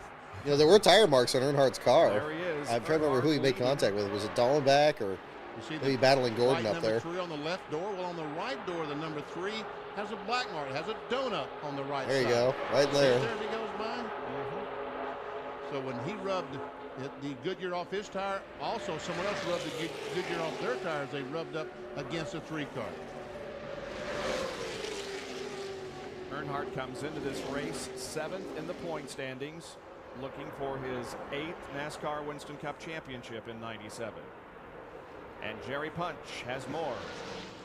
If you look at the driver's side door on the RCA Ford of John Andretti, you might want to find out where Earnhardt got his tire rub from. Early in the there we race, go. when Earnhardt made the move past Andretti, John said, hey, I just think I got intimidated up here, but it didn't work. He passed me, but I'm coming back. So that may be one of those little donuts. Oh, must have been. Maybe that moment where he squeezed up against the wall. That was insane. I don't know how Andretti pulled that off. Well, there for a while it was hold your breath time, but now things kind of settle down, especially up in the top 2 groups. There's nose to tail and just content at the moment to stay there. We are on record. The track record is 186.2. By the way, I got a little something for show and tell here at the end of the show here tonight. So we'll do a very brief post race segment there, very brief, just to wrap things up, and then preview our next show after the Daytona 500 next week. 50 seconds flat. He has picked that up. So if you're looking forward to that, feel free to stick around a little bit after the race here concludes, as we now head towards the halfway point very quickly in the '97 Winston 500. We are approximately, I would say 55, maybe 60 laps into this. We were 40 laps in there. Yeah, I probably won't do trivia tonight. We'll do that for Daytona, though. Here in front of the grandstand, and there you can we'll watch alongs. I know the race itself is more kind of the feature. Packs that are running around here.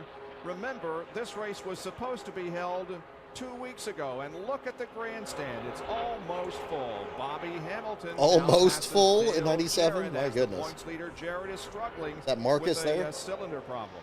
Boy, Jarrett just really struggling with the lack of cautions here. Man, oh man, very uncharacteristic of him. 40 points over Terry Labonte.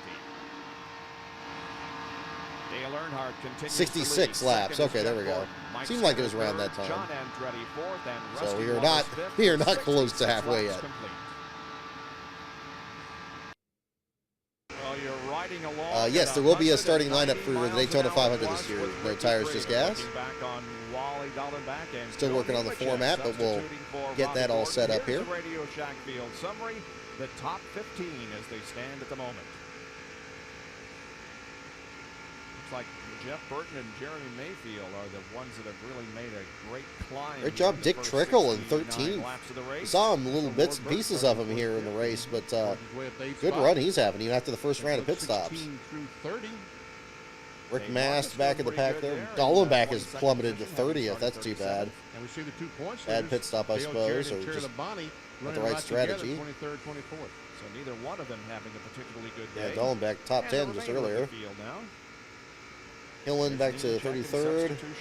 41 cars in lead lap. Presley the last of them. Delayed surgery on his foot so that he could compete in this race. This was, of course, supposed to be an off weekend, and he was going to have surgery, but says now he doesn't even know whether he'll have surgery. And he's feeling well, it sounds. And nothing has changed in the lead draft. It's still Earnhardt, Gordon, Mike Skinner, winning nose to tail.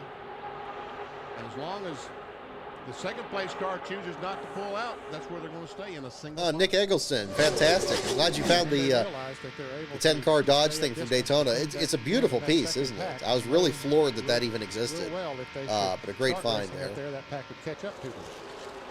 There's Robin Pemberton, Rusty Wallace's crew chief.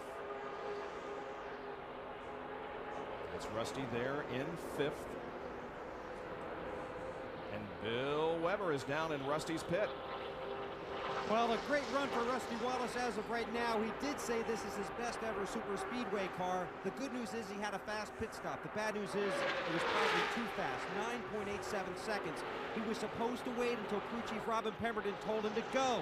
But when the jack went down, Rusty's reaction kicked in. He popped the clutch and left before they got the Miller Ford full of fuel. Oh no, it's now Rusty's running on How much further can he go? They're working on not that quite now, full fuel but cell. Rusty will need to pit before everybody else. Well, that's going to be a problem. I think Ned speculated that might have happened, that he didn't. Because that's strange. Yeah, he wasn't really up there, and now he is. And boy, that's going to be. He made up a lot of positions, although his pit crew has been known to make up a lot of positions in the past. But he made up at least 15 positions. Yeah, on beautiful that weather green for this flag race. Look at all the sunlight peering into the cars. Look how relaxed Rusty is. Waving to the Back ground. to There you car go. Behind him, Sterling Marlin. It's like a Sunday drive, waving to your neighbors and going on down the highway. Said, oops, you're on the outside of it now. Now, if this Those thing, little moments are just wonderful. should go green all the way. I'm sure that most of them will plan to make just 3 pit stops. And Rusty would have to make an extra one, and that would be detrimental. Yep. Now Sterling Marlin and Mark Martin come up on the high side and pass Rusty. Excellent. Frank T92, thank you very much. Almost, Appreciate you tuning in here, and appreciate you enjoying the meanwhile, content. what they did Again, next when they episode pulled of up on the 500 Days outside, comes they out let that this group next behind them Monday. gain about We'll 1 do second a, on them. not going to do a stream that night, but we will do, I will be in the chat that evening there for the premiere. So you guys can check that out there as well. There'll be episode 10 covering the spring race at Martinsville in 2001. That'll also include the return of the truck series in that episode and many of the other news stories. Episode's about 1 hour and 38 minutes in length. And so that'll be the next new video on this channel. And I'm almost done with the script for another video that I need to record here very soon. We'll have some more information on that very soon. Those of you, if you like some other information on that in advance, check out my Patreon, patreon.com/lastcaronbrock. I've been posting a lot of content in there, especially these last couple weeks. So definitely check it out. When he had the draft. 48.2 and a 4.2 second. But then when he lost the draft, And you can see it happen in 1 lap. He went from 49.90. He went from this to that, 50.7. All Well, just in by 1 himself lap. getting run over Now, by the rest of the cars are field. just going by him as he tries to get his car up to speed. yep. Terry Labonte passes Ernie Irvin. Now here comes Derek Cope. So Michael Waltrip was on the tail end of that other group of cars, and somehow he had to back off the gas. Something happened. They shook him loose in the draft, and we saw he lost 0.8 of a second. Alrighty. Well, there you can see. Still pretty calm up front here. Not seeing as many aggressive moves, but now I get this point just kind of logging laps. Sounds like somebody's alive. Did you hear that? There's an engine firing up there in the background. Maybe Kyle Petty, perhaps? He's not there anymore. He's back with the next group of cars. And Jerry Punch, it looks like that Jeff Gordon is just content to stay right where he is. Is that a good assumption? That's a great assumption, Bob. You know, Benny Parsons a moment ago said, I wonder why Jeff isn't going to pull out. Well, right as Benny said that, Jeff radioed to Ray Everdam and said, hey, Ray, if I pull out, take a wild guess who Skinner's going to go with. Right. Oh, Andretti looking racy, though. Doing a great job there. Oh, now it sounds like somebody pulling down pit road. You kind of hear the audio of that a little bit. To pass these guys here. He really and truly. Do you have a tail end car that they're catching? I don't know if it's Kyle or somebody else. There should be somebody just now at the exit He's pit told road. Sterling Marlin, I want to go by. So Sterling pulls up behind him. They're going to try to get a run now and work on these guys up there. May just be David Green again. So there they are down the back There's that. stretch. And a second distinct group right there. And Rusty is in that second group in the middle of it. So he has lost several positions just in the last few laps. 76 laps completed here at Talladega. It's Earnhardt, Gordon, Skinner, Andretti, and Sterling Marlin. We'll be Still right not back. halfway, but marching our way towards it. Still under green. Only one car in the Back garage at area, Talladega but and the maybe Winston returning. 500, Dale Earnhardt continues to lead. Now, don't forget, this is Saturday afternoon, not Sunday. So it's tomorrow night that you'll catch the game. Oh, it's a between Saturday, the Blue okay. Jays and the Twins. That's the ESPN Sunday night baseball game of the week. It's at 8 o'clock Eastern time. The Blue Jays against the Twins. Bill Weber has a report from the pit area as the cars come in. And that would be Jeff Bodine, and he is shut Oh, off there it is. Okay, that's who it and is. That just sounded awful in the motor compartment when he pulled in. So he's here, hoods up. He's not going to win today as the leaders go by. Jeff Bodine on pit road. This day started off bad, and it's just gotten worse. That was that engine noise. That was all him. Okay. Too bad So it because wasn't Kyle Jeff Petty, Bodine had a apparently. problem last week in the QBC Ford engine problem. So That's right. 2 Jeff weeks in a Bodine row. last in a Matter of fact, 44 he's car fallen field from at Sears 7th Point. to 20th in the points in the last 3 races. So things aren't going well for Jeff Bodine. Oh, Things disastrous. are going well at the I didn't know he was that moment good for in Dale points Earnhardt earlier. as he continues But to yeah, lead. back-to-back Jeff last Gordon, place Mark Skinner, finishes. Sterling Marlin. Bodine would Then a ultimately be your side-by-side last place battle finisher in this between race. Martin He would and get John 3 Andretti. in a Here row comes Bobby with Labonte the at bottom of organization, I track. believe. With Todd Bodine driving in as relief for the 600. Todd, Jeff being injured in the See that entire lead up group to the of cars 600. caught up with this lead draft. But then Todd finishing last, and then the team almost getting last a Radio Shack 4th field straight summary. week at Dover, but Bobby Hillen would take the spot from him. So this is Marlin part of that started famous 16th, and Martin 3 started consecutive 18th. last place You finishes see the streak, pole sitter, John the number Andretti, 17. running 6th at the moment. And I'm going to let this play here. We may have... Here on the outside. They had 44 cars. They had some West Series Get a little cars racy at up there, Series Jim. Point, so it was a little Decided different there. that I'm going to step away from the long camera for enough. just a moment. I believe my dog's at the door, so Although Gordon's we may sticking have out a there with special Earnhardt. guest. Yeah, he Hang follows on just a Earnhardt moment. wherever he goes, and it looks like that it's going to be the fastest line down there. Yeah, and Skinner, that's a good position for him to be in with his car overheating, the car number 31 up on the outside. That'll give him a little fresh air up there to cool it down a little.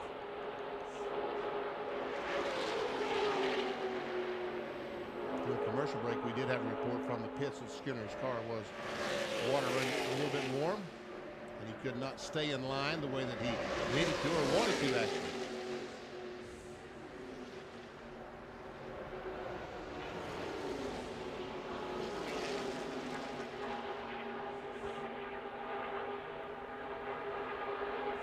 Elliott's running well, isn't he? Bill Elliott is running very well. We got 3 cars right behind the lead pack, led by Spencer. It also includes Mayfield and Rudd. And I think they're catching that lead pack, especially since they've started that side-by-side racing up there. They're staying in single file, and there you see, they don't have that far to go. They can definitely feel the draft of that group of cars up in front of them. Let's take a look at Jimmy Spencer, who's running 14th, and compare him to Dale Earnhardt. Wow, has that interval closed up? Well, we see that 50.7, but look, 9, 7, 6, 49.6, 49.8, and he closes in 4.5 seconds to a little over 2.5 seconds. So he gained 2 seconds, almost 2 seconds on the leader. And of course, the other thing to look for in that was the fact that Benny still can't draw a straight line on the telestrator. That's true. Well, he's used to doing circles Yeah, all of his life, big circles. And Schrader and Rusty Wallace trying to work their way back to the front. Alrighty, sorry about that, folks. Just had to adjust a little bit here. Well, you're just as fast We as have the a fellow in special front of you. guest again. Badger, my Chihuahua, has come to onto the show here. He wanted to see what's happening and see if any cautions have come out here at Talladega. Oh gosh, he's all fidgety. There we go. Things have really tightened up here after we saw a 4 or 5 car breakaway for a while. No tires, in just gas. single Yeah, file there's racing. no Mrs. It is Beard no yet. longer Not happening. yet. Bill Elliott told me that Still- Miles Ford, he said in still very Daytona, much on the that might dating be the scene, so best don't worry car about they've that. had in Daytona Beach. Nope, And just the dog. he We wasn't got Badger, though. frustrated that the We guys do have the the Henry Chihuahuas. cars teamed up on him and passed him. He was frustrated that he did not have a chance to race them back. The caution flag came out and the race ended on the caution flag because he really felt But like yes, it was that still a he had companion something race in for him '97 if he could just at Sears avoid Point, the and last few there laps. were, for some reason, they just Last let a few lot more laps. entrants Bill in there. finished 4th in that Daytona 500, in, and he finished 97. 13th.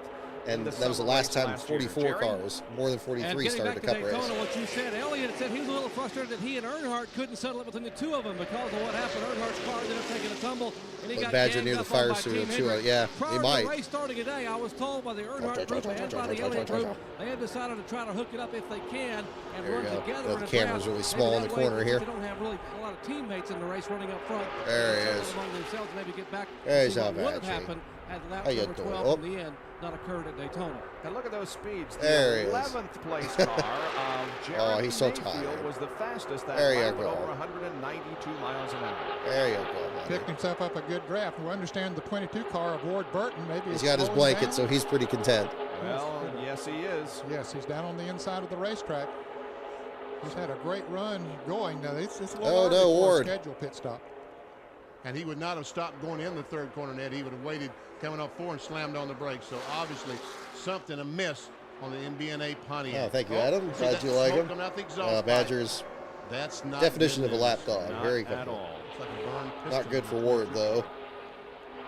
So the It is guy who nice. Actually, also had a that top big 10 green finish stripe in on the only 22 other looks nice, restrictor too. plate this I remember year. the silver Ward Burton version he finished ran in 8th at 98. I remember Daytona, liking that is one. in the pits. Bill, what's Oh, wrong? and a big field is bunched They up here. believe it is a burned piston. Ward's in, the hood's up.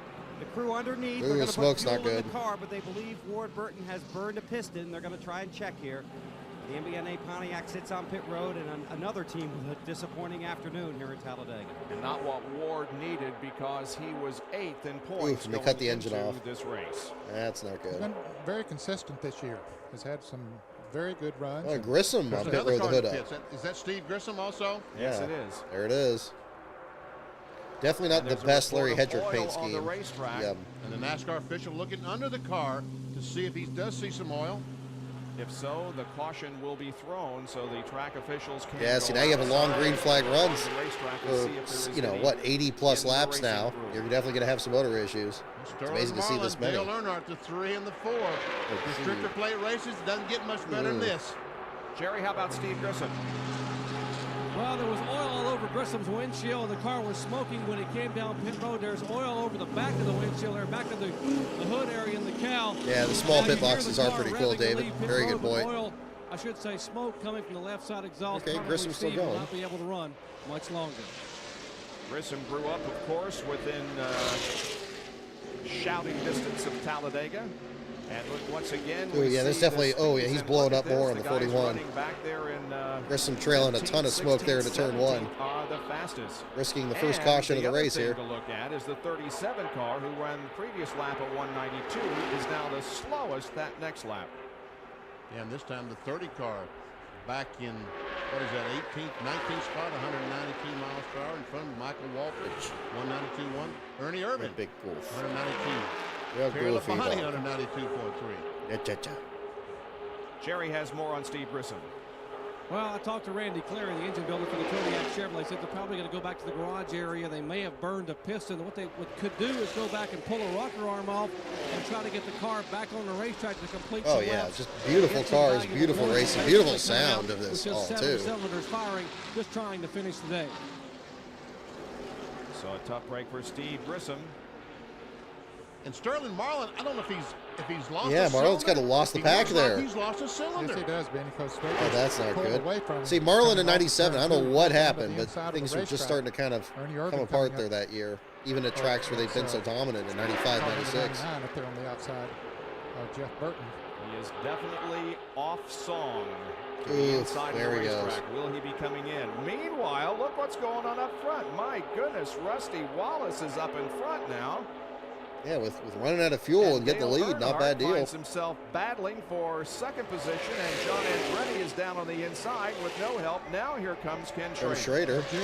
And Rusty Wallace has taken the lead. How about that impressive performance for Rusty Wallace, his third consecutive Winston 500 lead, but he has 4 DNFs in his last 6 starts here in Earnhardt Talladega. side drafting, there he goes. Yeah, his lead's short-lived. Beautiful shot Earnhardt there, drives my right on goodness. by. And you wonder about Rusty's fuel now. If he didn't get it full, he's going to have to be coming into the pits before too long. And working lap number 91. He's coming in. I saw Rusty Wallace waving. That's telling the cars behind him, I'm going to make a pit stop. Don't get behind me.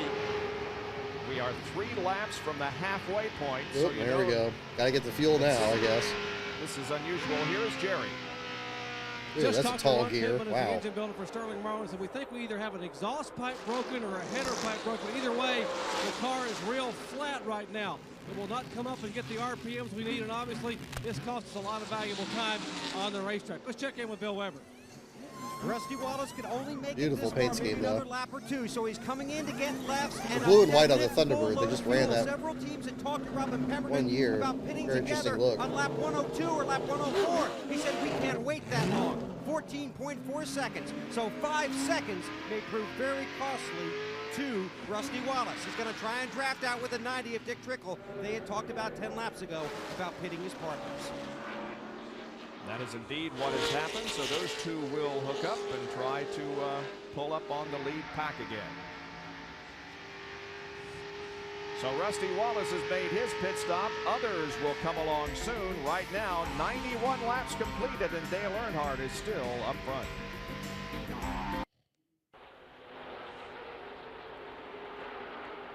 Six cars in the lead draft. There you see them all at the Winston 500 here at Talladega. Dale Earnhardt leading the way still. Those 6 Alrighty. cars, nose to tail. Yeah, Spencer's still in the mix. Andretti, very good. I'll be curious if Dallenbach could get back up there after he had such a fine start to this one. As you can see, they got in line. They're able to run a little bit faster. And the second group, the 7th place car, started racing with the 8th place car side by side, and they're simply driving away right now. Plus the fact that Earnhardt is coming up on some of those cars that made pit stops. Rusty Wallace, Dick Trickle and them, and he is turning some very fast laps right now. His last lap was at 49.54 seconds, so that's about 193 miles an hour. If you like to go online with your computer, the NASCAR website is www.nascar.com, and there you can find just about any kind of information that you want to.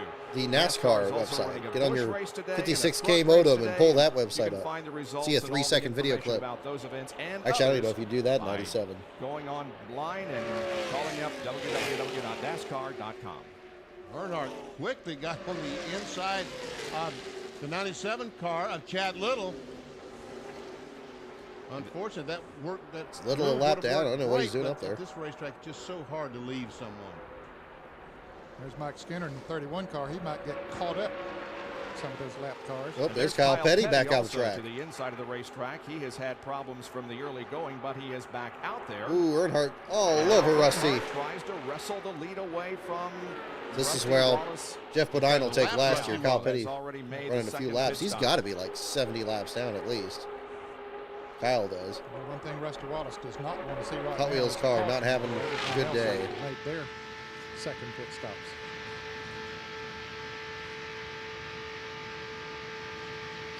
Oh, look at the back of the Spencer car. It looked like there was a lot of dirt on the back of that. Maybe he was the one leaking oil. He has a bright yellow rear bumper right there in front of Skinner. Saw right when he went by, it's like a big triangle of dirt. Looks like maybe like fluid when it gets boiled up behind the car. He might have been the guy that was leaking oil at the opening run. It's certainly a candidate for it. It's more of a telltale sign of it. Let's see if they show it again here in a little bit. And now he's up there in, what, 3rd? Yeah, you can see it really clear. Not so much on the bumper, but definitely at the TV panel. Field summary is going to show you that there are a lot of cars still on the lead lap. Yeah, most of them. Past the halfway point, by the way. Okay, pit stops are going to be happening soon. Bill, what is the feeling down there?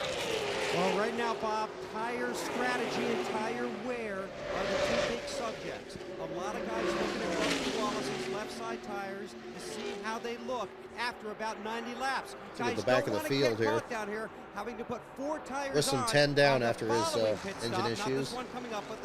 Green now 2nd lap down. So if you wait 3 Ward more 11 down, 18 down.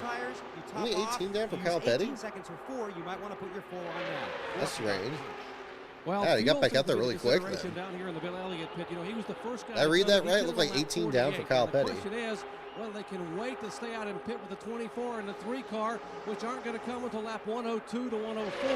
If Elliott were to try to stay out, that would mean you have to go around 56 laps on fuel on this first stop. And folks, that's a long way and maybe too much for Mike Beam to gamble on.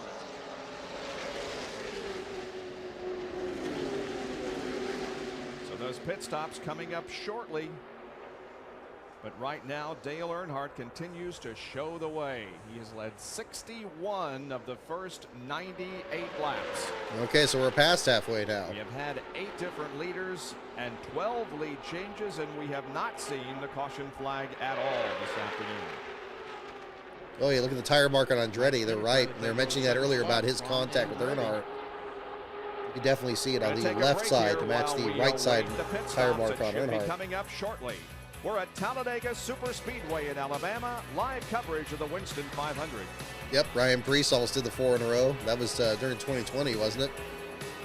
Summer there. They are running in the groove in the bright sunshine here at Talladega as 102 of 188 laps are complete. Second round of regularly scheduled pit stops coming up shortly.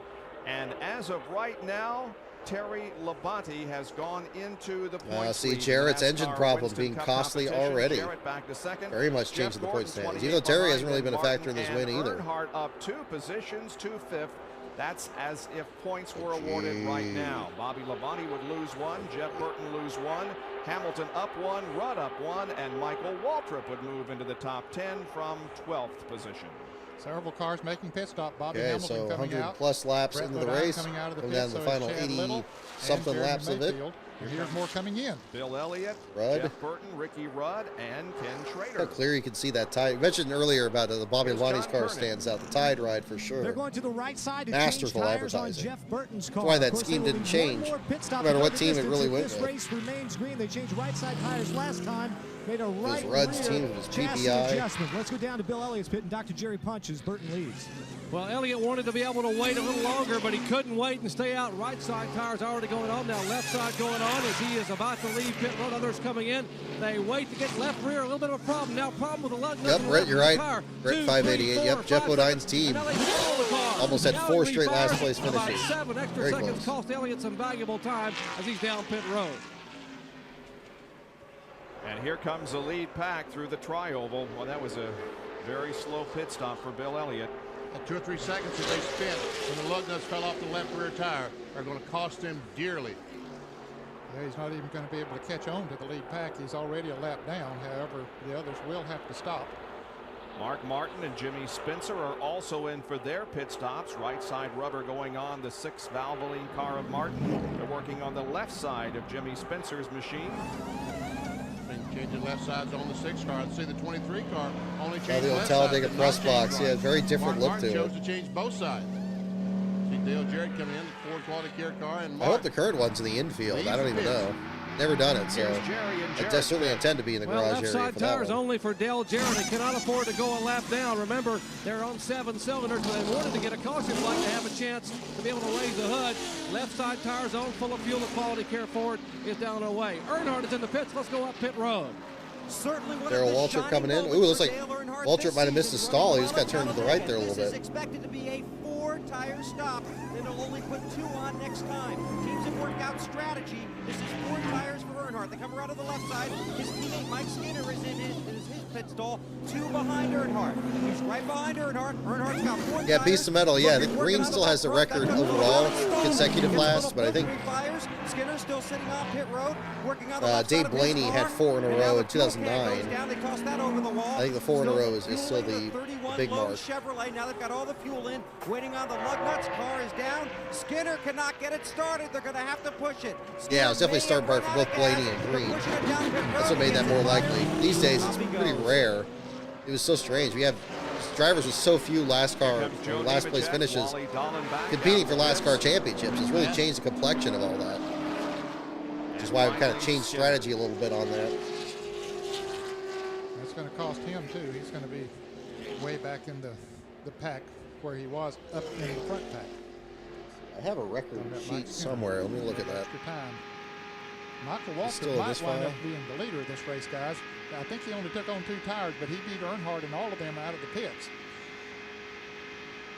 On board with Michael Waltrip and the Citgo onboard camera. He started in 28th position and is being shown as the leader at the moment. I don't see it in here.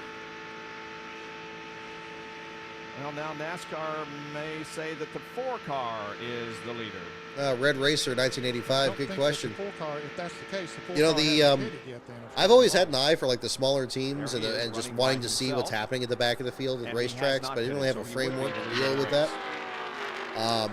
In 2008, I did a website called 43 Stories, and I wanted to do full field rundowns and describe what happened to everybody in the field.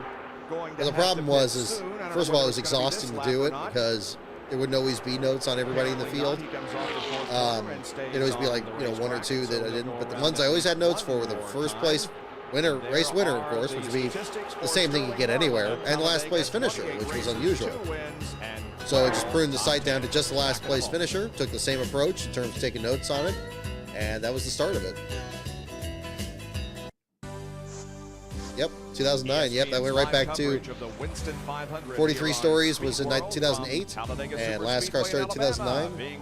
Last Bro had a friend that was from overseas, so when they just said NASCAR, they said Last Car because the accent difference. And it was like, hey, that's a great idea for the website, so they went with that, and that's kind of how it By started. the more than 1,525 AutoZone stores across America. AutoZone, the best parts in auto parts. And by Team Monte Carlo Chevy, the cars more champions trust. Well, Sterling Marlin has made his pit stop, and that gives the lead to Jeff Burton. Yes, Kurzov, I agree for sure. You know, getting rid of the DVP, or at least significantly changing it in the Cup Series alone, that's a good start. Hopefully we get that in Xfinity and trucks, but it's been Cup was the biggest concern because that's where you had Josh Berry's deal with the flat tires at Kansas, Ryan Blaney with the steering issue at Watkins Glen, and just getting towed to the garage, and that was it. That needed to be fixed. Hopefully after this year, maybe they'll revisit it for Xfinity and trucks so we can have battles for last in that group as well. I'm hoping for a really positive experience on that this year in the Cup Series, and we'll see if that's the situation. Overview of what happened during that most recent series of pit stops. Doc? Well, Bob, so many cars came on the pit road at one time on lap 105. We watched the 3-car pit stop in the 31 who had run out of fuel, but at the same time, down pit road, Jeff Gordon was pitting, as was John Andretti. Both those cars put 4 tires on. Gordon, no adjustments on the car, 4 tires and fuel in 18.6 seconds. John Andretti, 4 tires and fuel. They cleaned the windshield in 21 seconds flat. Yeah, 7 cylinders doesn't happen too often to Yates engines, Charles. You're definitely right, especially the issue this early in this race after, you know, very unusual. The lead cars just went by the start finish line, so they're probably 3 or 4 seconds behind. There we see the lead cars going down in the corner. I like this ticker, this minimalist one here, where it just has the car numbers. I think that's really good.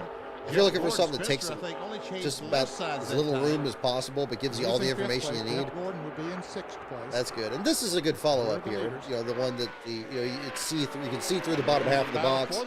Place the positions 5 spots at a time. They really, they're really adventurous with the graphics back then. There's the Cartoon Network car, the Robert Presley Scooby-Doo car. Jeff Gordon and Jimmy Spencer want to see is those guys up there racing side by side. Presley has really not been a factor in this at all. Summer of 1988, Ken Schrader took the checkered flag here, won the race. He's right Hey there, now Dalton. Thank you for second. tuning in. Appreciate you enjoying the watch along. We have 94 people in the chat. Thank you all for tuning in as well.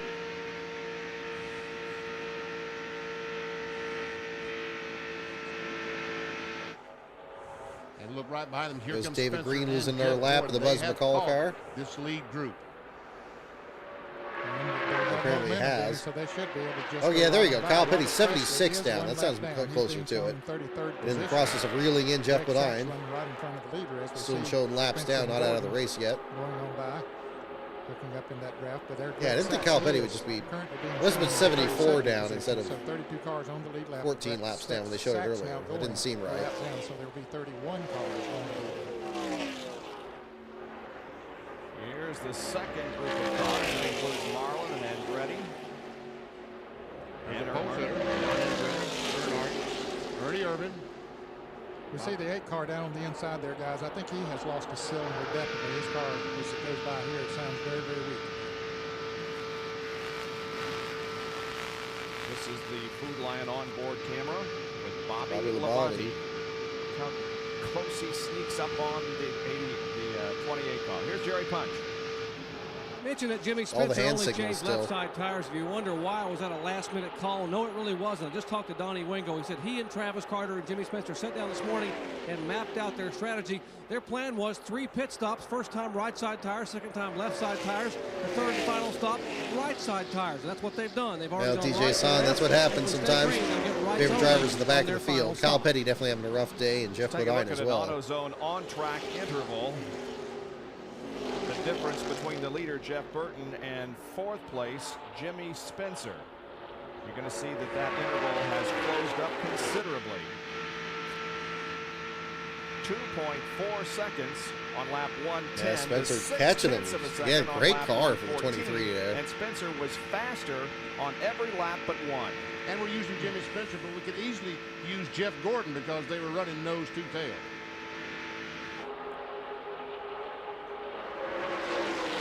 See Darrell Waltrip's chrome car up Jeff there. Burton continues to lead this High race. lane there behind ahead of Kenny Wallace, the Philmar We'll take another entry. break and be back with more. Phil Martucci, 114 laps Square D are Ford. completed here at Talladega.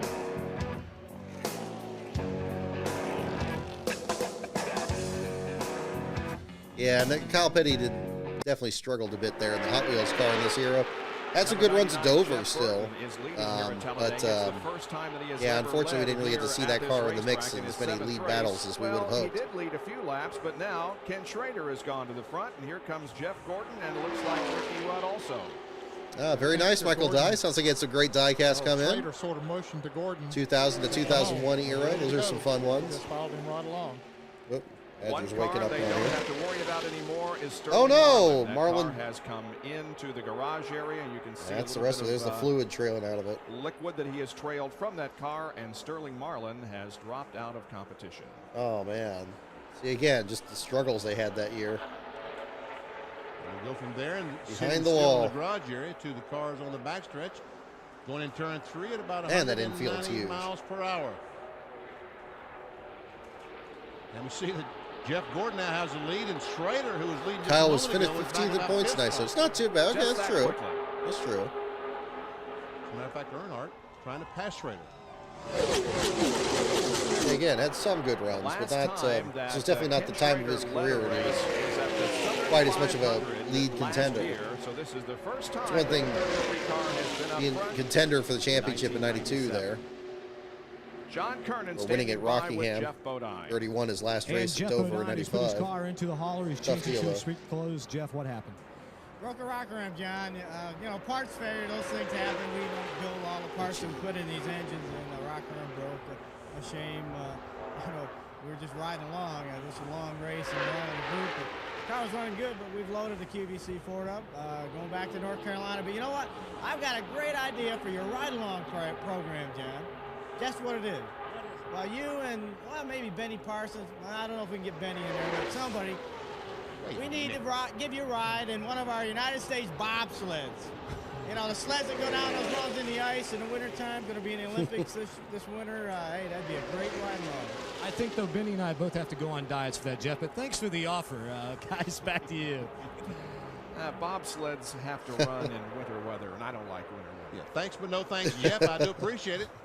That's cool. Good luck to the bobsled team. It's cool to hear about Jeff's bobsled program, the Bodine bobsled effort. Kudos to Dominic Aragon for covering that in his biography. Biography of Jeff's there as well. Way back here by All of it. himself. That's where he is. Uh-oh. Boy, he is all by himself, isn't he? Oh, That's not good. And if this thing Don't continues give me the to milk run, he's dog. going to have an extra pit stop to make as well. Back in 16th position, Rusty Wallace. Man.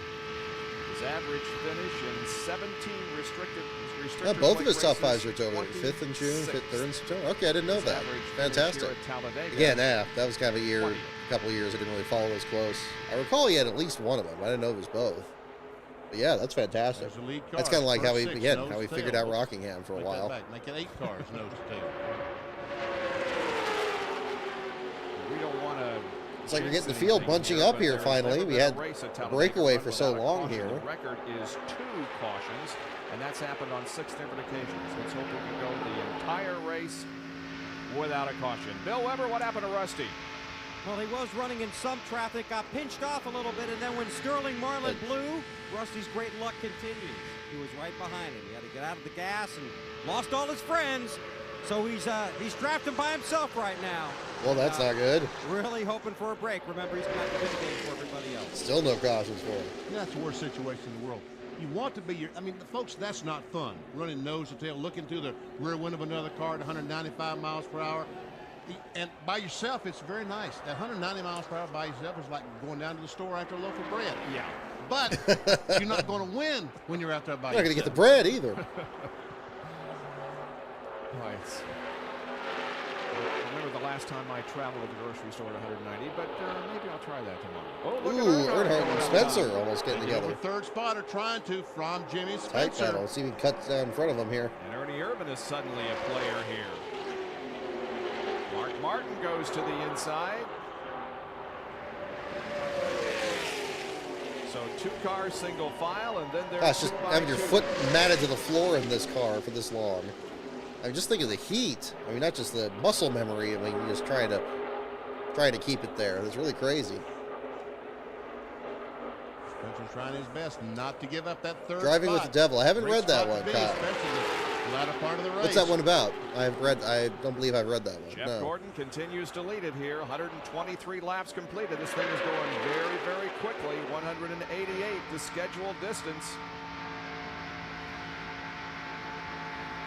Yeah, good catch, Beast Metal. You had a lot. Yeah, I guess Blaney was very close to it a couple times, but I think in August, if I remember correctly, around the Bristol night race, he got 4 in a row.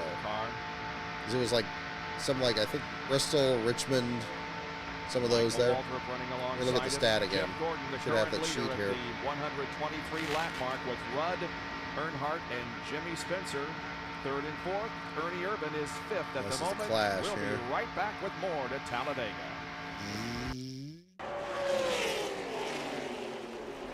When we went to break, Jeff Gordon was the leader, but he isn't anymore. He made the wrong choice. Blaney when 3 in a coming up on row. slower cars. He's getting shuffled. Oh, okay. around. No, you're right. Yeah, Earnhardt Blaney, that was in August. Ernie You're right. Irvan is 3 in a second. row, and then didn't quite get the 4 in a row. Rudd and John Tony Andretti, Raines that's top 5. ending the streak there. So yeah.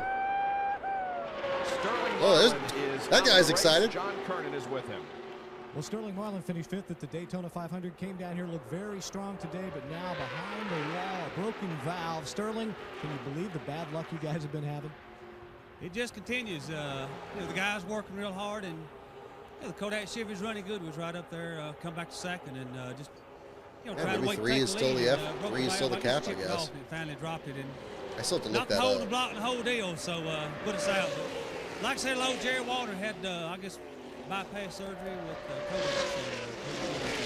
Sterling Marlin in the garage area right now. You can hear the disappointment in his voice. I guess when you have a hole in the side of the block, you're not going to go very far, are you? Look at Ernie Irvan. Trying to take the lead. Can't quite make it. Coming into the top 10 is Dick Trickle, a good move. Remember, he came out with Bill Elliott a while ago, but Elliott has dropped back to 17th position. I think that was Rusty he came out with. Oh, that's right. Rusty made the That's pit right. stop. Yeah. But Elliott had the bad pit stop and has dropped back all the way to 17th. Look at the position shuffle and 4 wide here. And I don't like this. Ooh, right up against the wall. Wow. Up, and now Jeff Burton looking here's racy the to the inside of Mark 99 Martin. Martin doesn't know where to go. Martin didn't see Earnhardt. Oh, he's getting right in front of Spencer. This Yikes. is scary. Martin was so loose in the middle there. You know, I watched practice Holy yesterday. cow. I saw Earnhardt out there. Martin right behind him. And Martin Martin didn't pass him and didn't close up on him. Well, 59 to go. Just treat it like a new race. We're not going to see a lot of passing. Wrong. Jeff Burton put the X-Side Ford in the lead. Oh, Wow. Kyle, that sounds like good. That sounds like a good book. Martin down on the inside now. Michael Walker flipped his way to Dalton third Reed as spot. to under the sheet metal. I don't know what the plans are at the moment. The next script I'm recording for NASCAR Man is actually on a different subject, so I know it's at least not the next video he's working on, but hopefully we'll have some more updates on that soon. Good job, Jeff Burton. From the provisional land up to the front. Position. In a very tight, about 20 car pack there. Where is he in relation to the lead pack? He's pretty far behind. We'll wait. We'll come into the picture there before too long, but it's a lot of real estate. This is an eternity. Oh my goodness. That's Rusty. There he is. Wow. Wow. He was running. He's pretty much getting caught again. And, was looking real good, but that's what happens when you have problems in the pits, even though it only took about 3 seconds. 27 lap gap between Bodine and Petty. Still show Bodine out.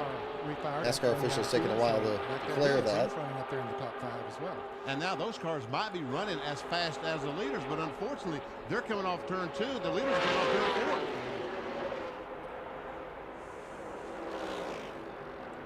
Somebody sounds really flat. It's Rusty or somebody.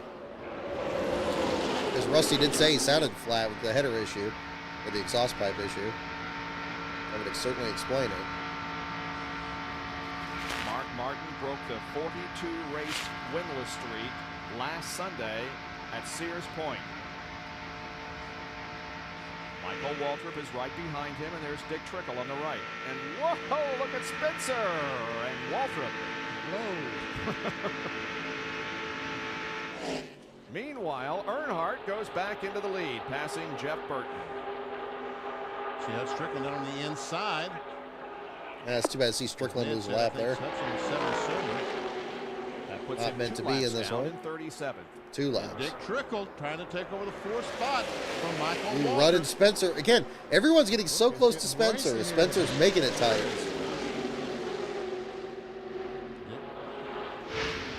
Rudd goes down on the bottom to help. Job by Dick Brad, Trickle so staying in it. ready. In the 5th spot, going for 4th on Mikey. Looks like he'll get it. And Dick Trickle put him in 4th spot. Great How run. about that? The Judy Dunleavy car doing a very fine job. Started 26th and is currently in 4th spot. Good run for Dick Trickle from Iron Station, North Carolina, originally from up in Wisconsin.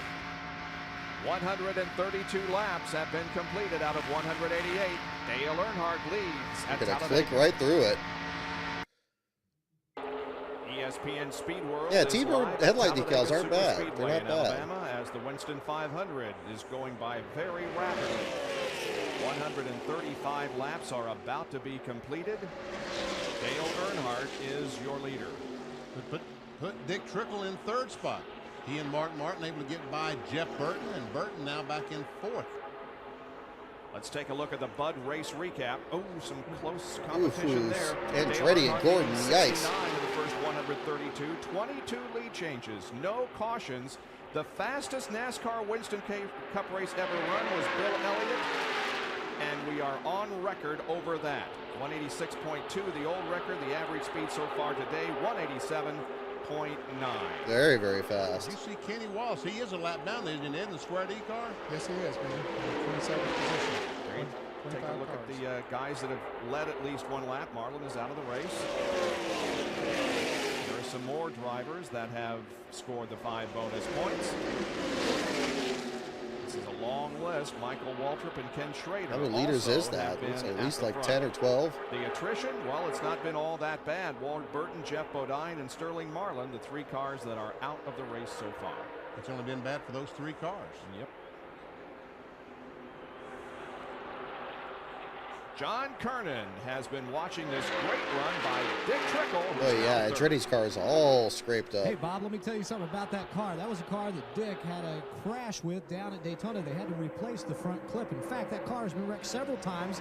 The guys here on the team say, hey, every time it gets wrecked, they put a new body on it or a new fender, whatever they have to fix. It comes right out of the box and runs really well. And remember, Dick doesn't really have a crew chief. He's doing the crew chiefing and driving duties from inside the cockpit of his car. They short pitted on the first stop, short pitted on the second stop. They still need that one more stop to go to the rest of the distance. Yeah, So if they I'm with you, can't get Walker. someone I to think pit Spencer's with car them, looks awesome. They have to pit a few laps before everybody else. That could spell disaster for them, though, so keep an eye on Trickle. We will. The side-by-side battle there for a moment was for 9th position. Terry Labonte has 9th.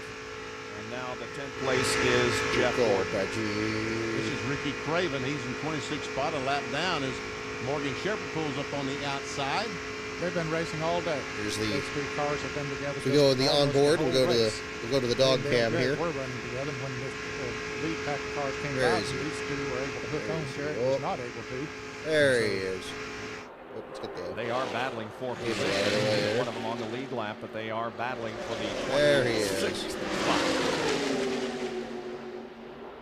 So we may be seeing the fastest He's pretty NASCAR comfortable. Winston Cup race ever run. Bill Elliott in 1985 here at the Winston 500 has the that all-time cable out of record the of way. 186.2. Going almost 188 miles an hour for an average. Great run for Andretti in this one. Beginning to end, it's just so Burton got fast. shuffled back down the inside. But I'll tell you, he's had an amazing run with a backup car. That's a backup for The outside Andretti? battery's Ford number 99. Only had 1 hour Oh, practice Jeff Burton. Clear. the afternoon. All clear. Clear to come up. Tony Coates telling his driver, all clear, you can come up. Jerry has more on Jeff Burton. I was talking to Jeff Burton yesterday. He said, you know, NASCAR may have actually done us a favor by mistake by not letting us run the car we brought back with a new body on it. It may have helped us so the car not only wouldn't fit That's the templates, Schrader? it wasn't Schrader very with a big run fast, on so it wasn't Trickle. doing us any service anyway. We bought this car out of the trunk, the car from Daytona. The guys worked hard, and hey, we may have actually gotten a break by virtue of NASCAR outlawing the car we wanted to run. He's running well. Meanwhile, Trickle is the one getting shuffled back. See Dave Marcus up there in the Teal and black Helig Myers car, car. very nice. He is in 28th position. And look at this. Battle for the lead. Mark Martin tries to get by on the outside. He's got Ernie Irvin with him and putting Mark Martin back in front, and also Just John incredible. Andretti. You don't usually Ford think of car. Mark Martin being that Heating good at up on super the speedway. outside. Even that right there all day. Earnhardt hung out to dry on the inside. Lap car is coming up in front of him. Waltrip goes by as well, and the sit go forward. Jeff Gordon trying to push him on by Earnhardt. There you see the top 4 are Fords, then a couple of Chevys, a couple of more Fords, and a Chevy and a Ford.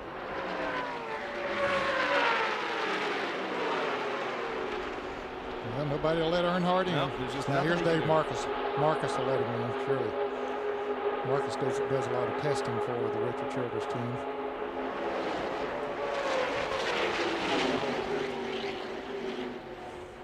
Oh, yeah, they get the single file. Ooh, wow, big block by Craven on Labonte.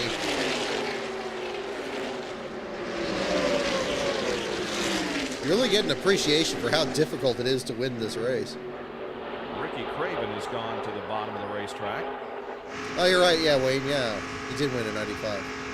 Well, again, I still have a hard time viewing him as much of a plate driver, but everybody has their moments. Ooh, Marcus right in the contact Craven. between he and Morgan Wow. Shepherd looked like. Whoa. That's Morgan. That was a 20 car. Very, very close. Maybe it was Sachs there. Ricky is not on the lead lap. He's 29th. He is battling for position there with the 81 car and the 20 and the 16. So battles all over the racetrack, and Dick Trickle is coming in after running third. He did drop back several positions, and now Trickle heads 4, into 3, the pit area. 2, 1. Oh. Spotter counting him down to where his pit stop was.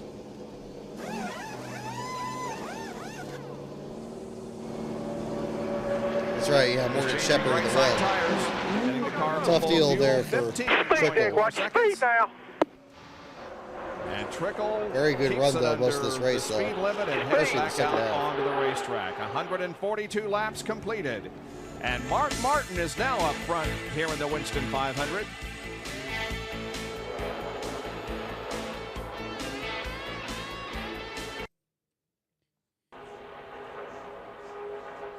Michael Waltrip up to second. There Wow. you see the front cars. Mark Martin showing the way over Michael Waltrip, Jeff Gordon, Terry Labonte, So Marcus in the lead and draft. John Andretti. Well, Michael Waltrip here is looking very, very good, and he has never won a NASCAR Winston Cup race.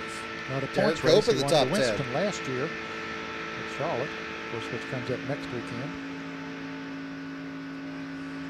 Jeff Gordon in third spot. And Dick Trickle has gone a lap down because of the pit stop. He's back in 24th. Here's a Napa field summary.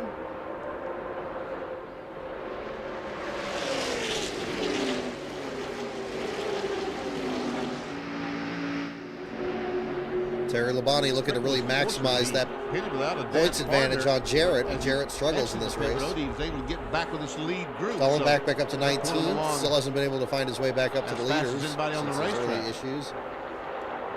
It's a shame. He looked really, really So strong once in they the opening make their pit stages. stops, that'll put him back in sequence. I guess they'll have their pit stops coming up here before too long. A piece of metal. Glad I could help. 10 or 12 laps maybe. DJ Son, thank you for your subscription. Everyone's trying to figure out the drivers, the crew chiefs, the spotters. Everyone's trying to figure out what right I now don't know what you're can looking we at, do Roger. You're to right, win right this first thing? up. Where can we put our, what can we do to put our driver in front? Does our driver need to be in front? Do we have the fastest car? What can we do to win? Now the What are figuring you starts. doing? What are you doing? Huh? Because the first thing they got to do when they make that green flag pit stop is make an awfully good The pit Desert stop. Fox, good question. I probably lean towards being a Ford guy, but certainly Ricky Rudd and Jerry Nadeau both driving that manufacturer. But I mean, I didn't really, I not really lock that into the one or the other. In terms of the aesthetics, I've been much more partial to the Pontiacs. Both prior to '96 and then 2003. Oh, he's got to back up. He's got to back up. Oh, Over no. the line, they're going to have to make it back up, and they've already taken the rear tire off the right side, so Rusty's going to have to back up after they put that tire on. This may get a 10-second count. Wait for Rusty to back up. Now they have backed him up. This day has just been been a disaster for these guys. Go back to the right side. Rusty had to pit early because he didn't get all his fuel on his first pit stop. Rusty's sitting there. They won't hold him. He's away, but well, the penalty was, just having to push him back, and that cost him valuable seconds. And that pretty much erases any chance he might have had today. Yeah, that cost him that deal. 10 seconds you were talking about, Bill. And the leaders are going to come by. Yeah, Desert Fox. Yeah, I'm not really too much of a manufacturer loyalist because I've had drivers that've gone to different manufacturers. I thought it was a Ford guy. I thought it was a Pontiac guy. So with probably closer to Pontiac just for the nostalgia and all that. We await the last round of pit I drive a stops. Nissan, so I know that doesn't run very deep.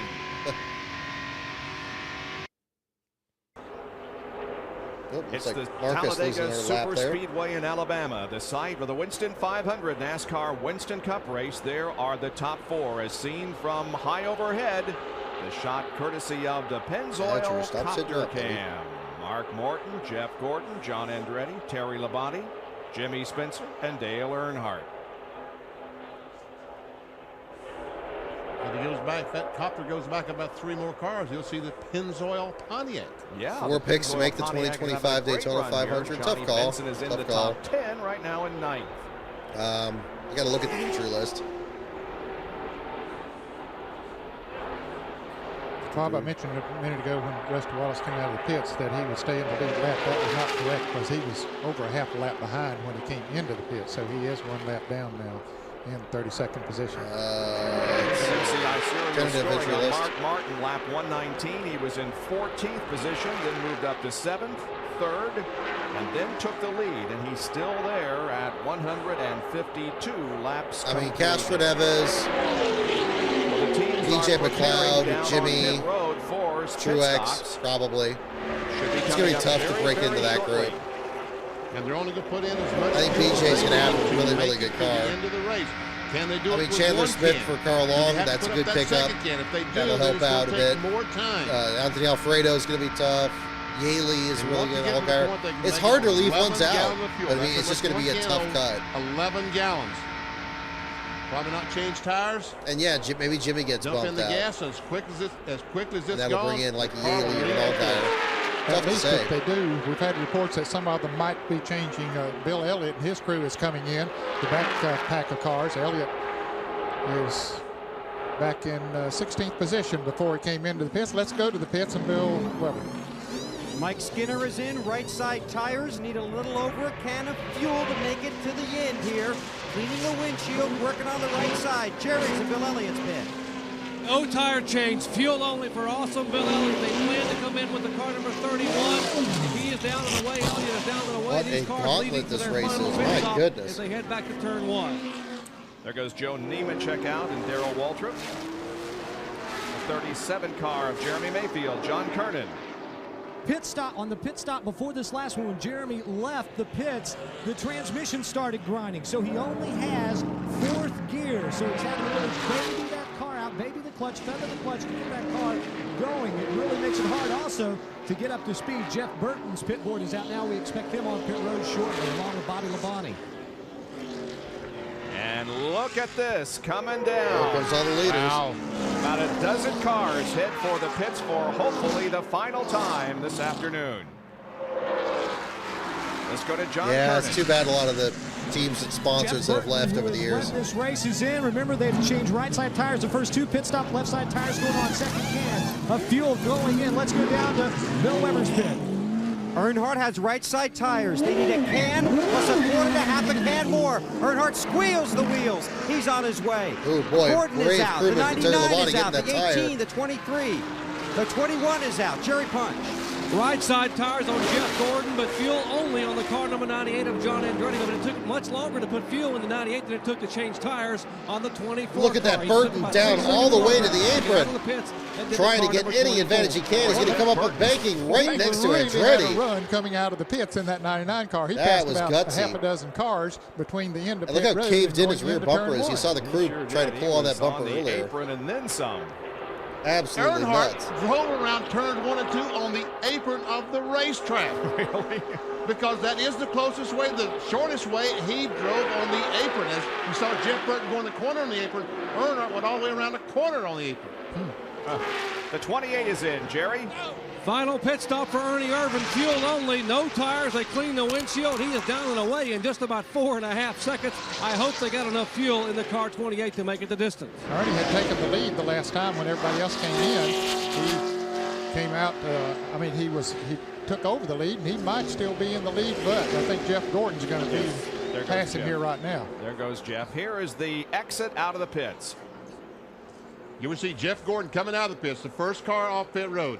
We see look at Earnhardt in the grass. Oh, so there you go. Jeff Burton down on the inside. See how many cars he passes coming out through there? The 99 car down on the inside. He's still passing them going into turn 1. Now watch Earnhardt. He's also going to turn left and drive on 8th of the racetrack. He said that 99 looked like he had a good groove to me. Well, Jeff Gordon has himself a rather comfortable lead, although the drafting line is probably going to close up to him. But Mark Martin is in second place, John Andretti third, then Jeff Burton and Terry Labonte. Jeff Gordon leading 156 of 188 complete. Wow, just like that, they're already down to the last 30 or so laps. Back at Talladega. And Jeff Gordon, remember how I talked about a big lead that he had? Well, not only does he have the lead, not have the lead, but he's back to 4th, and he has been back to 5th or 6th. Something happened to him going into the 3rd corner a few laps ago. All of a sudden, got Brett Bodine now. We're not. Looks like he went to the top. Haven't really seen much of Brett today. Engine shut off or something. And Mark Martin and 4 or 5 other David cars Green. by, but now he's back up to speed.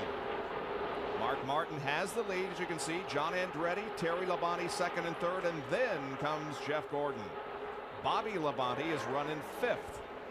Jimmy Spencer is 6th, and Dale Earnhardt This is the 7th. spring Talladega race. Faven 3, 2, 1. We're coming down to the last 30 laps of the race. No cautions so far. And as I mentioned, Mark Martin just getting the lead from Jeff Gordon after what should be the last round of pit stops, at least green flag stops. Yeah, they're close enough that they can sniff that draft, certainly. Yeah, we're just over 2 hours into this stream here. So we're bumping right along here. We did a little bit of a pregame. We're going to have a little bit of a postgame after this. Mark Martin, we salute and that will do as it for the this man of the race. week. He won the race last weekend at Sears Point. His first win in 43 races, has 3 consecutive top 5s, and True Value is donating $1,000 to the Motor Racing Outreach, one of the many charities that Mark Martin supports throughout the years. And a tip of the hat to Mark Martin for being a True Value man. We have absolutely not had the big one yet. that's for sure. He is at the moment because he's out front. Now we have about a 5 or 6 car draft here. Look how rough it is out there for Martin. Behind Mark Martin. As you see him up and down. That'll give you a workout. Yeah, that look as easy as the one we saw with Jeff Gordon a while ago. Battle for second spot. You see Labonte on the inside. Is Gordon going to go with the 98 car? No, he's going to go high. I thought he would probably go with And his ready, just able to run wherever he wants. Here goes Spencer down to the inside. Spencer comes up. Well, Spencer, Big run. He just got a run off that corner. He's got a huge run. Just blast around both Labontes if you Labonte, can. who was running, what, 3rd just a couple of laps ago, is now going back to 7th spot. Absolutely gutsy. Boy, that move by Spencer was absolutely awesome. There's something amiss on Jeff Gordon's car. Don't know exactly what it is. Well, we'll check it. And when we come back from this commercial break, we'll tell you what's going on with Jeff. He seems to be running okay, but at times, things just aren't right for him. He's back in 3rd right now. And we've only got 25 more laps to go in this race, being led currently by Mark Martin. We'll be right back. These Bobby overhead Labonte. shots, courtesy This is back when of Bobby Labonte was extremely competitive desert, yeah. working When great they this switched to afternoon, Pontiac, something as really there you see flipped the there with that cars go 18 through team, the and they really just took degrees of off. banking in turns 1 and 2. Don't know why the volume dropped there. Jeff Gordon looks to be okay now. Yep. They're Bump coming that up to a little lap bit the again. 46 car Wally Dallenbach, who Oh, ran there so goes Tom. well in the early going, but he's about to be lapped in 22nd position. That's He too was one bad. of those that had a slower pit stop and got back there out of the draft with the lead pack, and that's what it does for you. Robbie Gordon is in Indianapolis, having already qualified, and is watching this race. Your teammate, the car that that you normally drive. Joe Nemechek is running 18th at the moment. Still on the lead lap. Yep.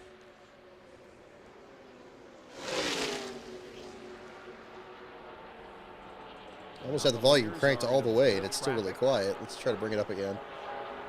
Weaving their way through. There goes Martin up on the high that's side. a little better. Jeff Gordon follows. Here comes Bobby Labonte right behind Jeff. And they pass the outside pole sitter, the 77 car of Bobby Hillin. He goes one lap down. He stayed on the lead lap all this time. There's Lake Speed. There's Nemechek. Leaders knifing their way through. Well, Elliott about to. Oh, boy, that was close. About to get hit, too, wasn't he? See, now it's just, I mean, they're not going to. Skinner is also about to go a lap down. Do the best they can, just fly through this pack. This is 16th. Bill Elliott is being shown in 17th position. So they're mowing them down, this group of cars that they're putting this lap on now. They run up into the top 10. Good for him. On the lead lap. Less than 20 laps to go, 19 to go. Whoa, look at that. Nemechek was caught in the middle as Elliott went to the high side. And we see John Andretti trying his best to get by on the outside. He and Spencer and Terry Labonte.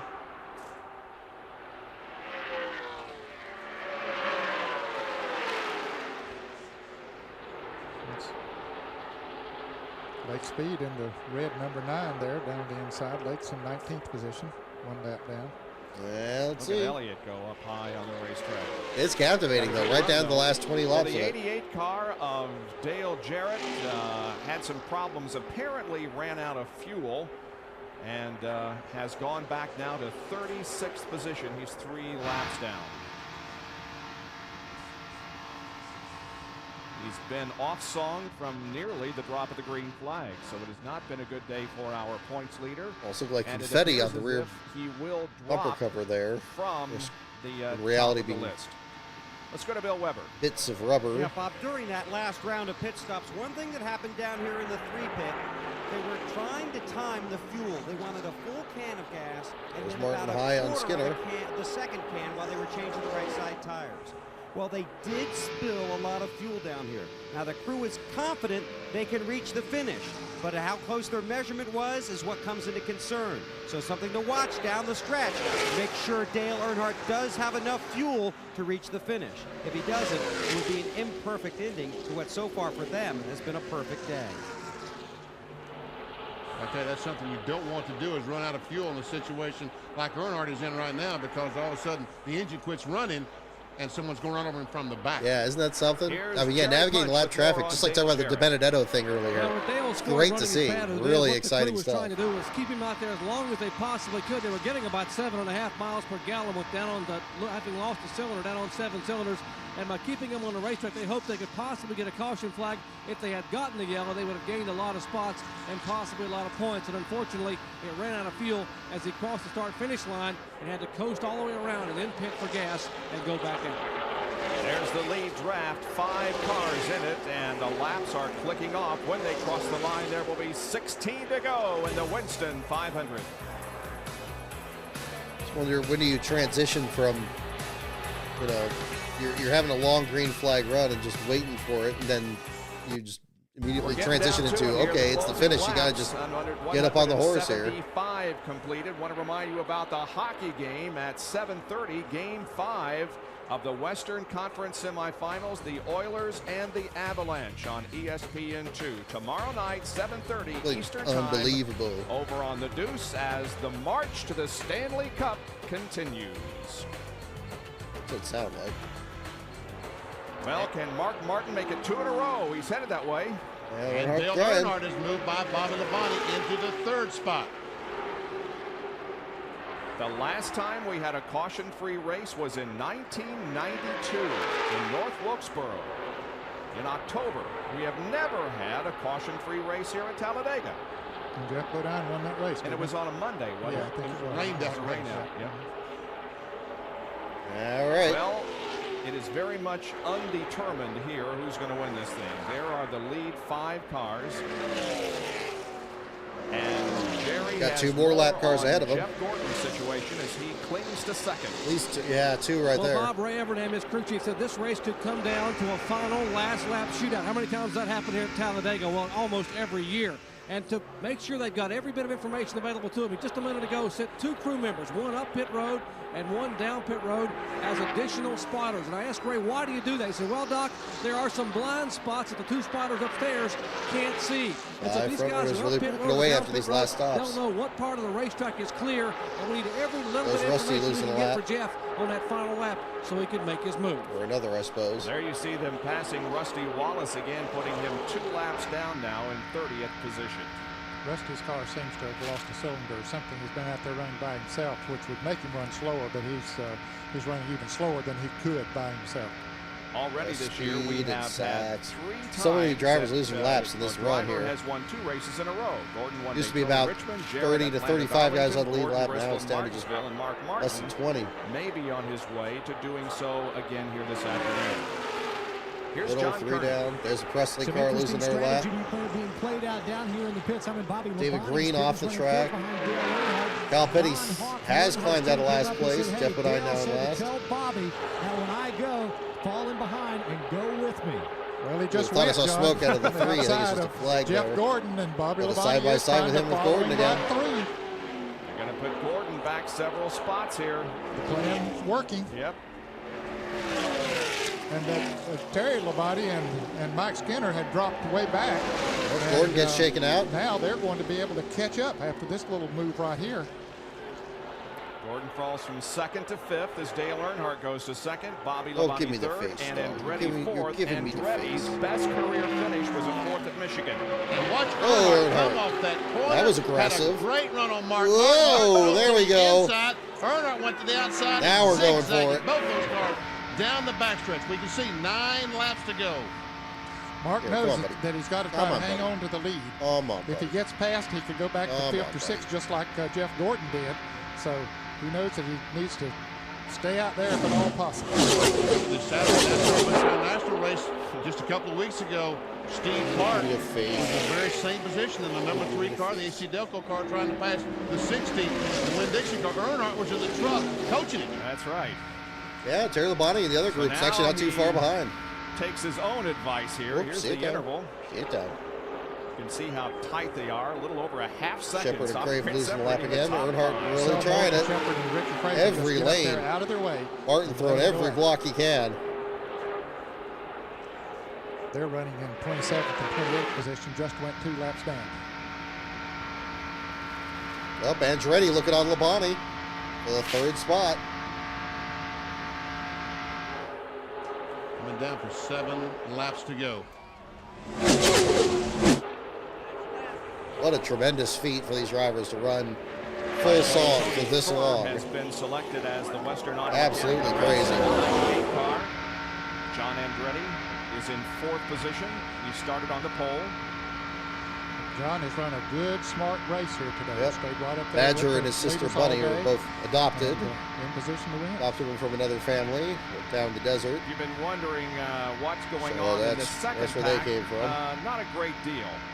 Oh, there he is. That's the interval There from he the is. back of the first pack to the front of the second pack. And that Terry, what we're talking about, the second pack is Terry Labonte and Jimmy Spencer. The cars that are running there, they There you are go. See it down, buddy. See it down. Labonte and Spencer. They're catching Almost them, done. but they've got to catch them and pass them in just 6 laps. It'll be very difficult to get this Mark Martin by. This will complete lap number 182. There it is. 6 laps to go. Here's Jerry. Yesterday in happy hour, Mark Martin and Dale Earnhardt went out and hooked up a couple of times in a draft to see who was going to be the strongest. I happened to be standing on the Jack Roush truck beside Steve Mill, and both times Mark Martin Sit tried to down, hold buddy. up the 3 Sit car, down. and Earnhardt made a move down, buddy. in turn Come 3, on. came down low in Sit turn down. 4, and zipped on Sit by. down. Both times Martin tried to hold him off but couldn't, and then Mark cued the radio and said, man, that 3 car is strong. Well, we're on record speed. You're watching the fastest NASCAR Winston Cup race in history. The record Very set much in so. 1985 My by goodness. Bill Elliott is about to go in the record books. has an outdated record because the average speed right now is 188.175. Absolutely exhilarating. And there are 5 laps to go. That was before. And it's still a tight battle. I mean, yeah, it's 5 guys really broken away, but they're really going for it. Occurred, which forced NASCAR to put on the restrictor plate, so that was seat down, buddy. Seat down. Yeah, got a seat down. Oh, there you go. Circuits to go. Come on. I know you're excited for Mark Martin, too.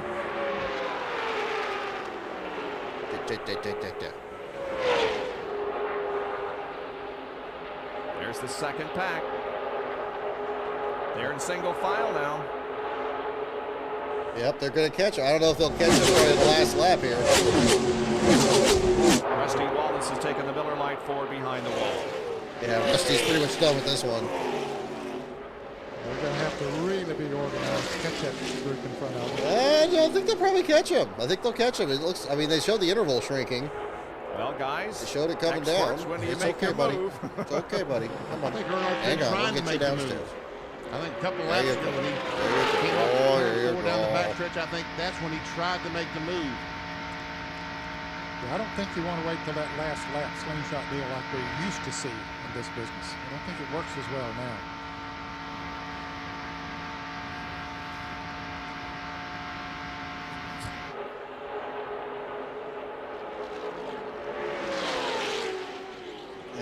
Okay, they're closer. They're closer. The wheels are turning. Everybody else trying to get out of the way. Strickland getting out of the way now. The first time in 42 races. The last time Mark Martin won a race prior to last week was in Charlotte in 1994. And you know when he won before that? The week before at North Wilkesboro. Jerry Punch. Talk about keeping your sense of humor. That time by, Mark Martin came to radio and said, guys, Bobby Labonte looking racy, GM too. cars behind me. I got no help, so I'm going to tighten these seatbelts as tight as I can get them. And Earnhardt looks both ways. Outside, inside. No move yet.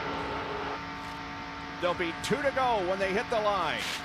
Yep, that's right, Wayne. Yep, we got Hendrick cars looking to pair up here between these 2 packs. The second group has caught up to them now. Terry Labonte has just gradually moved right up there. They got a little momentum going as they draft up on them. And Burton and to be momentum enough to get to the front. Winston and Irvin. Labonte a few positions.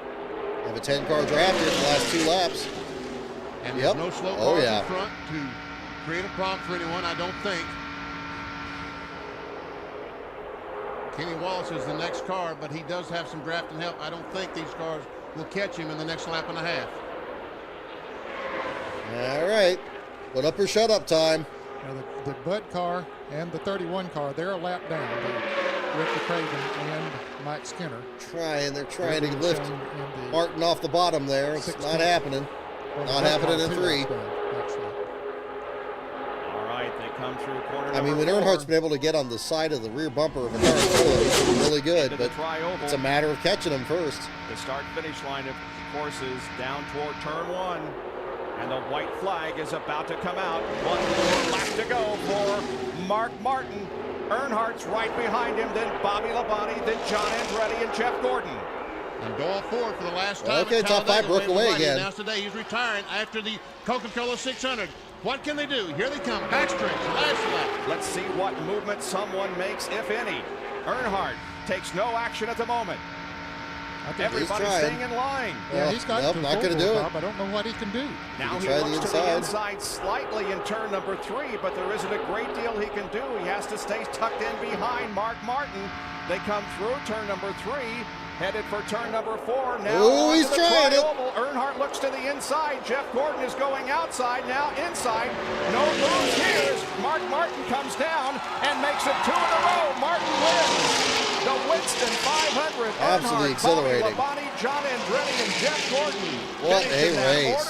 My goodness. Mark Martin started 18th. It's his 20th NASCAR Winston Cup career victory and his 2nd win at Talladega and 2nd in a row. And look, at the rest of the pack. To the line.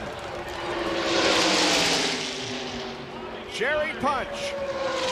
Well, Jimmy Finnick just got an orange-flavored Gatorade bath, and Jimmy, that's got to be cool. Congratulations, man. I'll tell you, Mark Martin is something else. This whole Valvoline absolutely team incredible. with Jack Roush's absolutely team, incredible. This is something else. This is unbelievable. 2 in a row. Won't let these guys go to victory lane and celebrate. Finney's going to wring out what's left of his Valvoline uniform. They dumped an entire can of orange Gatorade, but he doesn't mind. Hey, they won at Talladega. Wow, what absolutely a great fantastic ride for race. Mark Just a beautiful Martin race. Last week winning at Sears Point here at Talladega. Good day for any of the Mark Martin fans out there. It was a long time coming at the end of that winless streak, but now he's won 2 in a row. Mark Martin. Here's the McDonald's Winner's Circle interview and Dr. Jerry Punch. Well, Jack Roush over to give his driver a huge hug. T. Wayne Robertson here, president of RJR Sports Marketing. Hey, Mark, congratulations. Outstanding 2 in a row. 15 cars look out, lead Charlotte, lap. man. Here we come. This week, Matt Oh, and the Arlene reflection got of to be the here. We checkered had to flag do it pattern with his glasses. them here. They weren't there last week. And you give Valvoline, Cummins, and Bugles, and Bosch, and Ford, and Goodyear, and all these folks a little bit to brag about. No fluke last week. We had a good race car today, and I couldn't believe that we stayed in front there. I just knew something was going to go wrong, but it worked out. Oh, come on in, Matt and Arlene. Come on in and enjoy this victory. How about your daddy, Matt? Hey, we talked about happy hour yesterday when you went out with a 3-car, and a couple of times you tried to hold him off, and he came zipping by you. We were wondering if you were going to do it again today. Well, he had a real fast car. I was pretty sure that That he dance could do got something him hooked up, too. He actually got That's his best great. runs right when he got in second place. He about had me a couple of times. Then after that, it settled in. And I knew if I did the right things on the racetrack, I'd keep him behind me then. How about it? 42-race winless streak ends at Sonoma. Now 2 in a row for Mark Martin as Mark, Matt, and Arlene Martin celebrate in Victory Lane, having won There we go. the 28 That's Winston so good. 500. He started 18th, and that sets a record because the lowest starting position of a Winston 500 winner previously was Ernie Irvin, who started 16th in 1993. Congratulations to Mark. And that will do it. Well, there we go, ladies and gentlemen. So, again, congratulations to Mark Martin pulling off a tremendous win at Talladega, his second straight win. As they mentioned, after breaking the winless streak at Sears Point the week before, Martin leads 47 of the laps here in the Winston 500. Beats Dale Earnhardt, Bobby Labonte, pole sitter John Andretti, and Jeff Gordon in the top 5. Your last place finisher, Jeff Bodine, would go on to get injured the following round, the 600 a couple weeks later, and his brother Todd Bodine would finish last. Team would very nearly get 4 straight last place finishes at Dover for Bobby Hillen Jr. The outside pole sitter in this race would have that. Your bottom 5 in this one, Jeff Bodine, Ward Burton, Steve Grissom, Kyle Petty, who came back out and still finished the race under power after early engine issues, and Sterling Marlin rounding out the bottom 5. Jeff Bodine actually led 2 laps in the early stages of this race. How many leaders do we have? We had 26 lead changes. And let's see, how many leaders did we have here? I think they mentioned it. Looks like 1, 2, 3, 4, 5, 6, 7, 8, 9, 10, 11, 12, 13 different leaders. So pretty competitive, despite the fact that the race went caution-free. So I hope you guys enjoyed that for sure. Little something I have here for show and tell I wanted to bring out. I posted a picture of this online, but I figure I want to show this on the show here as well. Ricky Rudd, who finished a bit further back in the pack here. I have the first hat that I picked up of his back in 1994. And Rudd finished just outside the top 10 in the 11th spot, so a decent run for him, even though he did seem to struggle to super speedways. But again, congratulations to Ricky Rudd on making it into the NASCAR Hall of Fame, his induction the other day. And yeah, there you go. Got the Tide logo on the back here. Wore this for many years, but still hanging on to this here from back then. At the same time. So we have, Badger's getting a little fidgety here, so I'm going to wrap up the show a little earlier here. But here he is. He very much enjoyed the finish of that. I can certainly tell here, but he's ready to go start zooming around the house here at the same time. So thank you, everyone, for tuning in tonight. Our next live stream is going to be a week from tomorrow after the Daytona 500. We will talk about all the action that's going to be coming up here after this week between the qualifying. We'll have the Truck Series Xfinity and Cup. We'll talk about ARCA. We'll bring it all down here on the show here. In the meantime, if you check out my website, lastcar.info, my Twitter feed at LastCarOnBrock, and my Patreon at patreon.com/LastCarOnBrock. Next video on the channel will be coming out this next Monday, so 2 days from now. will be the premiere of the next episode of 500 Days, episode 10. That will be about the 2001 Virginia 500. If you want to watch that later tonight, again, members $5 and up have access to that. Again, patreon.com/lastcaronbrock. So again, thank you so much, everyone, for tuning in to the live race watch along tonight. And we're counting down. Oh, he's falling asleep right now, but I'm sure he's just as excited as everyone about the action coming up in Daytona. So I'll see you all next time.